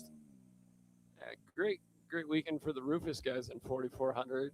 All of them look like missed out on the podium, but looks like a 4th, a 6th, possibly a 7th coming in there with Cody helping them out. And really, I think this is almost, I guess we're in Oklahoma, but it's really the Texas guys' home park, kind of like Badlands is for Team Indiana. So, of course, they would have a good running here. And it looks like I just got an update for Cody St. Clair is stopped right around the waterfall area. So Area 51 guys, ML and Walls, are going to go check on him to see what's going on. I'll get a report back on that. We know Paul Wolf has been stuck. We saw him on the drone just now. And the safety guys are just checking on him. This is not a safety issue, so there's no outside assistance, but if he needs a bottle of water, we can give him a bottle of water. Yep. We borrowed one from a spectator there because it's like, Paul, you look hot. You need a water, and he's like, I wouldn't say no. I that would be very. You could tell it's been.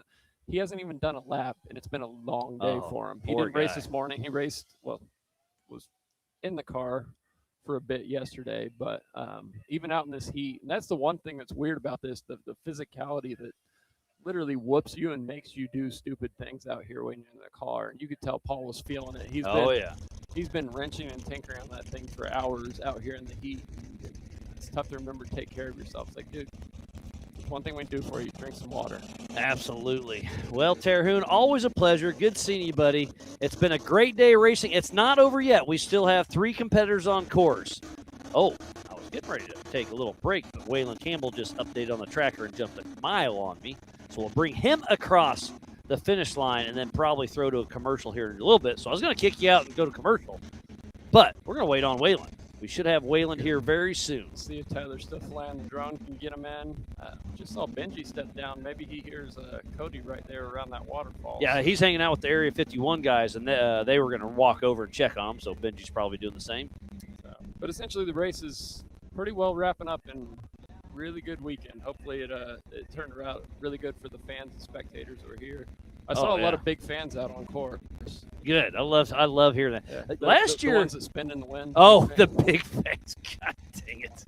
You got me. All right. We're all 6-year-olds at heart. A lot of big fans. God dang it. All right. I'm going to steal that. Yeah, you should see them. They're 40 foot taller. They're bigger than that. Big fans. Wow. And here comes Cody St. Clair then. Did he get moving, obviously? Has to be him.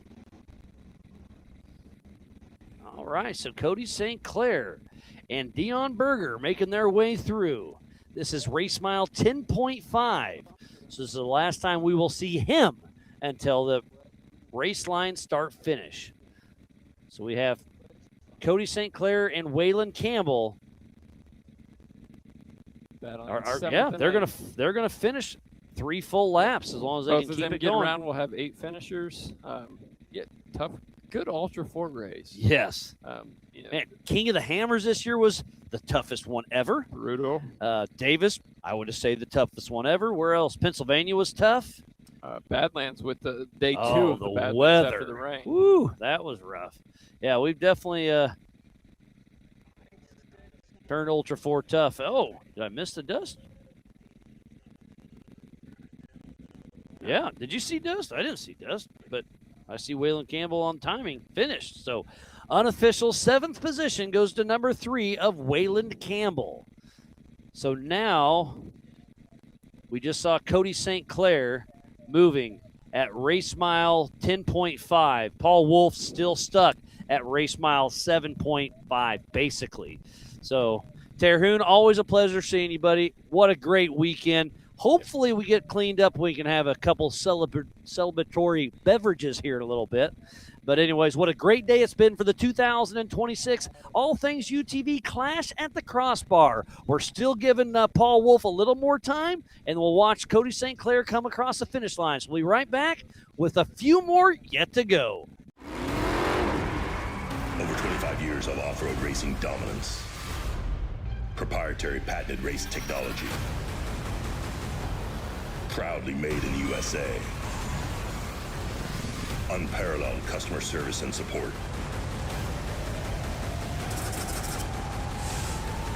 The choice of champions. King Shocks. The leader in off-road shock technology.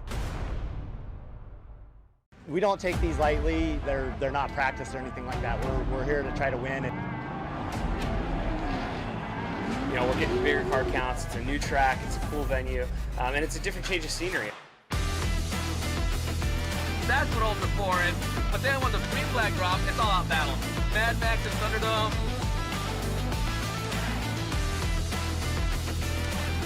It's going to be tough. The competition is the best of the best. For me, it's just a place to go release some anger and have some fun with my kids, and it's like fist fighting in a goddamn race car. Ultra racing to me is a way to get out with friends. It's where we spend time together. It's where you get your blood pumping. I'm excited. I have a lot of confidence on where Ultra 4 is going to be.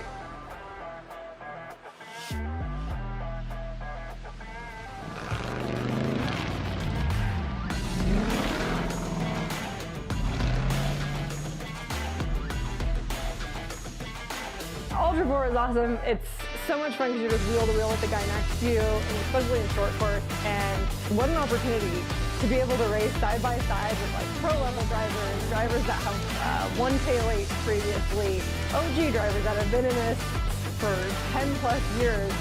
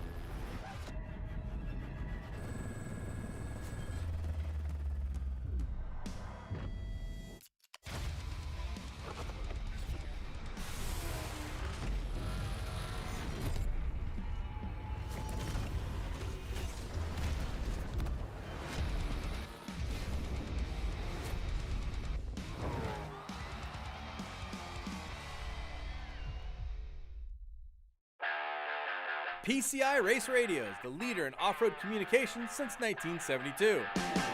Our equipment was developed for racing in Baja, perfected for enjoying the weekend with family and friends. PCI has the highest quality communications, navigation, and safety equipment, backed by the best support in the industry. Find us at hundreds of events each year, supporting our equipment on site and providing the PCI Weatherman Relay. See you in the desert.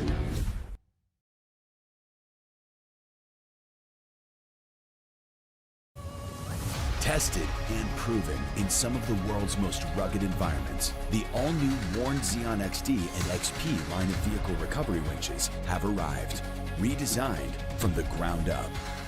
Warn Xeon XD and XP represent the ultimate in performance and durability on the market today.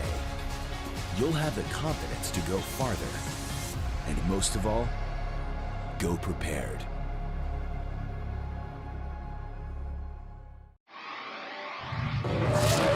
We've chased checkered flags through dust, rocks, mud, and worse. We've crowned champions, racked up wins in places where tires go to die.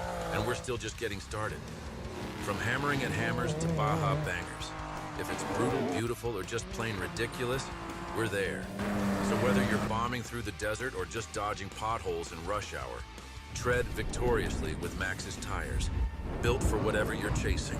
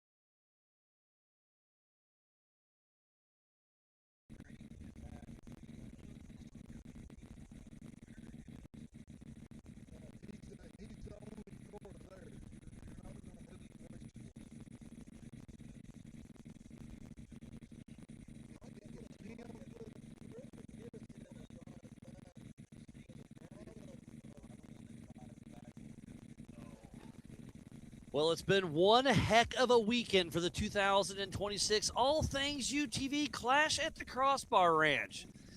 I just saw one of my good buddies, Mick Henson, who's not racing. What happened?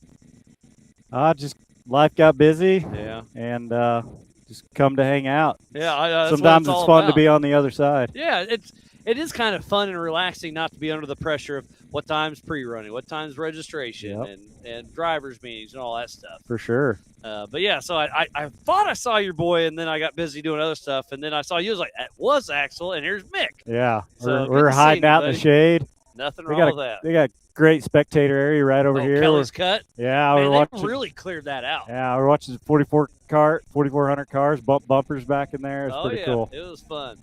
Do you think you'll come back every once in a while, or you still got the old Toyota? Oh yeah, those things are cockroaches. They don't die.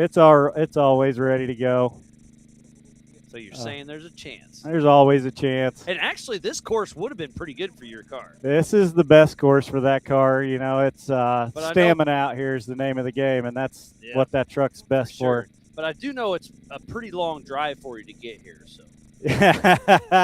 What are you, just a couple hours? Yeah, a few hours. About not close to 3. All right. Yeah. So we do have this race basically wrapped up. Unofficial 1 is Tad Dowker. Unofficial 2 is Christopher Branton. Unofficial 3rd is Casey Gilbert. And then it was Chip McLaughlin, Chad Hunt, Pip Justice, Waylon Campbell. We're almost going to see Cody St. Clair finish. And then on a lap down was Tim Hooper, Roger King. And not finishing a lap was Daryl Kresbach. but still ahead of Paul Wolf, who is just behind me over the hill, like literally 30 feet over that hill. We could see him. We've had Jack go trek on him, but he's fighting a bad alternator. Yeah. So then he's got 4 or 5 borrowed jump boxes, and apparently they only made it 7.5 miles. So he technically has till 5 o'clock. So basically 1 more hour to finish, and it's not looking good. And we had 2 Joker races this season. You had to race 1 or both to be eligible for regional and national points. Right. And if he doesn't finish one, I guess he does get a couple points for starting, so he's eligible for points, but not eligible for champion. You know what I mean? Yeah. He's eligible. It's just his points aren't going to add up to enough. So he did opt out of racing Montana because he got the opportunity to race at Pikes Peak. Good for him, because that's a once-in-a-lifetime situation. Absolutely. But he didn't expect to have this kind of issues here. Last year, swept every race he entered. This year, hasn't finished a single lap. Yeah. Or this race here. Yeah, that's pretty rare for Paul. You know, he's super consistent with everything, and it sucks to see him have something like an alternator take him out here. I mean, that's it could be anything. You've been there. We've all been there. It can be the stupid stuff that you're not expecting. Yeah, you know, usually here it's electronics from the mud and the water, but it's pretty dry here, you know. So yeah, there's definitely a few mud holes. Yeah, there's some mud holes, but I've seen some of the cars come in, and it's not like the years before. It can be rowdy here. I've seen the pictures of the buried 4800 car from this morning, and that man, was 4800. Yeah, that was Jesse Oliver, and his hood was past the headlights. Yeah, that's crazy. You know, I've hit some of the mud holes out here, and they love to cause problems. For sure. So, all right, well, I'll let you get back to your boy and all that, but I just saw you. Good seeing you. Yeah, it's good seeing you. And we hope to see you around again, but life gets busy. Yeah. And I don't know if you remember this, but racing is expensive. Racing can be very expensive. 100%. I think I have the cheapest race car out here, and it's still expensive. Oh, I get that for sure. So all in good fun. So we should have Cody St. Clair in the Monster Energy Short Course in the next few minutes. So I guess you're more than welcome to stick around, but I'll let you bail out if you want. Yeah, who's coming in right now? We should have Cody St. Clair. St. Clair. Yep. How many have finished so far? So finishing 3 full laps, we've got 7, and then we've got 2 that finished a lap down. So we'll have 8 on the lead lap here in the next 5 minutes. Yeah. And then Daryl Kresbach had issues. He came through here, and he was running half power. He did not sound healthy. And then Paul Wolf fighting electrical. How was Waylon doing? I've been watching him out here, and he's been running pretty consistent. You know, it didn't seem like he was stopped or anything. Well, he did come through here with a flat tire. Oh, and he's in a single-seater. Boy, so that's he had rough to out here. Change it by himself. So he did finish back in 7th spot, but still looks pretty smooth. Were you here for qualifying? I just showed up around qualifying, and I just seen him in the pit with the side all tore up. You know, we missed it on the camera because we were following a different car. car. No. But yeah, he was on the last corner with a heater too. Yeah. And then came through and just pushed too hard bicycle. Yeah. Started from the back, but he was in good spirits. Still had the mustache looking sharp. Yeah, yeah.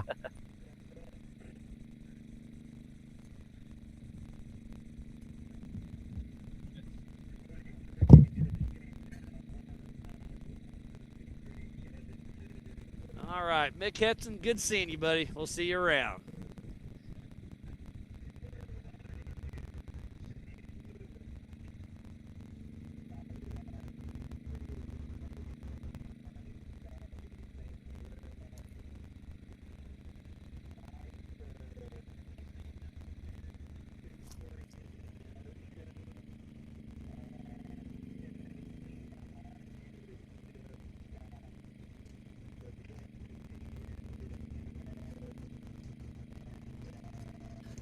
So we're getting ready to do wards here in just a little bit. So RDP is going to bail on me, head up there and get that handled.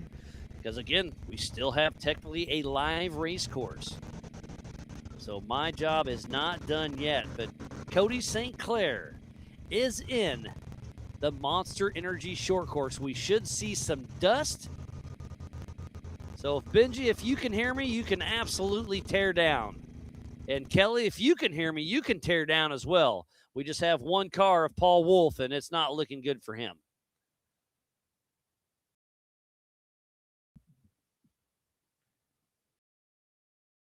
So I can't believe we don't see Dust. Let me make sure I didn't miss him. Oh, we did. So tracking was lagging a little bit. So Cody St. Clair, number 23 out of Ponder, Texas, with Dion Berger and SCR Motorsports are an official finisher of all 3 laps. So we're just kind of patiently awaiting Paul Wolf. So we'll see what happens. Technically, he's got another hour. So we'll see what happens.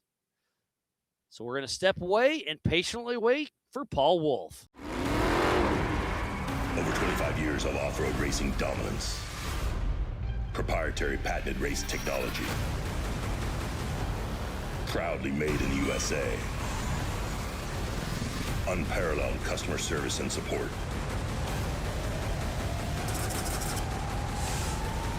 The choice of champions. King Shocks. The leader in off-road shock technology.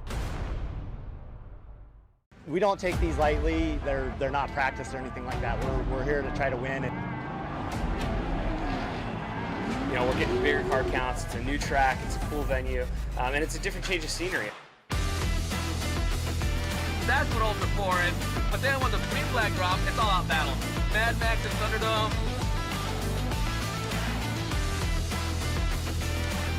It's going to be tough. Competition is the best of the best. For me, it's just a place to go release some anger and have some fun with my kids, and it's like fist fighting in a goddamn race car. Sport racing to me is a way to get out with friends. It's where we spend time together. It's where you get your blood pumping. I'm excited. I have a lot of confidence on where Ultra 4 is going to be.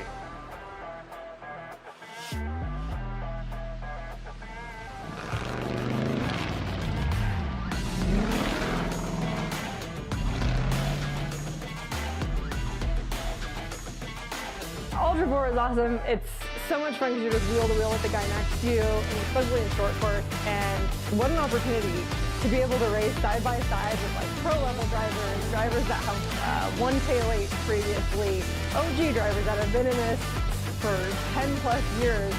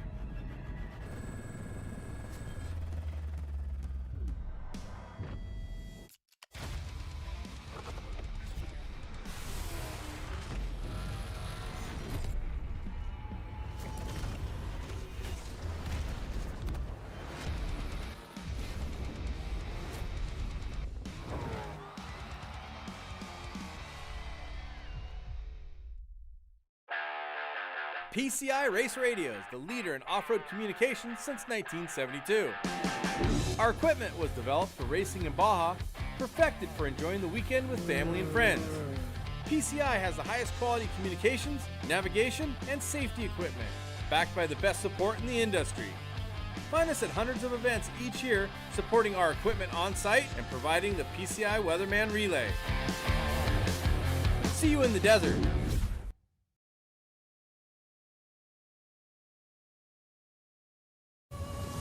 Tested and proven in some of the world's most rugged environments, the all-new Warn Xeon XD and XP line of vehicle recovery winches have arrived, redesigned from the ground up. Warn Xeon XD and XP represent the ultimate in performance and durability on the market today. You'll have the confidence to go farther, and most of all, go prepared.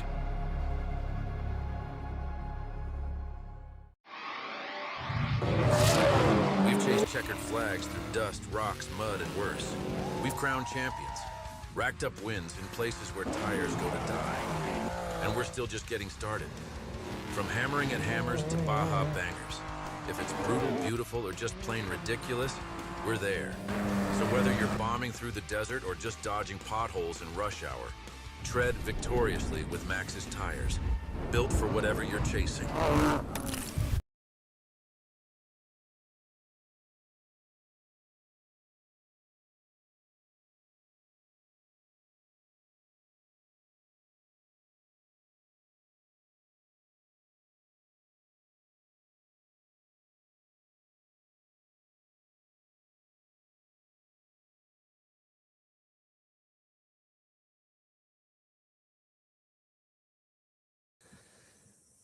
Thank you, everybody, for tuning in. It's been such an amazing day. We are just wrapping up the 4,400 race, and I just got the heartbreaker news. Paul Wolf has officially called out of the race. So we have a clear race course. It is done for the weekend. So let's run through the weekend. We started off with the Youth 1K. Michael Farley, Brian Fulcher, and Mason Dowker. Then the Tire Spine stock class was Scott Farley, Jeremy Blackburn, and Eric Gilbert. The All Things UTV Open class was Alan Burton, Nick Anderson, and Jay Shaw. And the G-Force Pro Modified was Phil Stratman, Adam Kennett, and Jay Shaw. Then this morning, unofficial, in the 4,600 Spider Track stock class is Corey Day, Chris Mefford, and Matthew Denini. In the 4,500 class, all the way from South Africa, making his Ultra 4 USA debut, is Andreas Nortier and Jeff Pratt. And in the 4,800, again, unofficial, is Jeff Martin, Greg Neff, and Justin Barth. And then right now, this was an amazing race. A half a second between them heading out for their last lap, but Tad ended up getting it out. So unofficial one was Tad Dowker, Christopher Branton, then Casey Gilbert. So again, it's been so much fun watching everybody out here racing. The crowd loved it. The racers loved it. It was such an amazing round. So thank you for tuning in to the 2026 All Things UTV Clash at the Crossbar Ranch here in Davis, Oklahoma. From the entire broadcast crew here at Ultra 4, I am Miles Hasquist. Thank you, and we'll see you up next for round number 2 in the Central Season in Sturgis, South Dakota during Bike Week, August 8th through the 12th. So we're about to give away some of those Creative House trophies and a worn winch. So that's it for tonight. We will try to go Facebook Live for that, but we're done. We're out here. So we'll see you up next in Sturgis. Have a good one.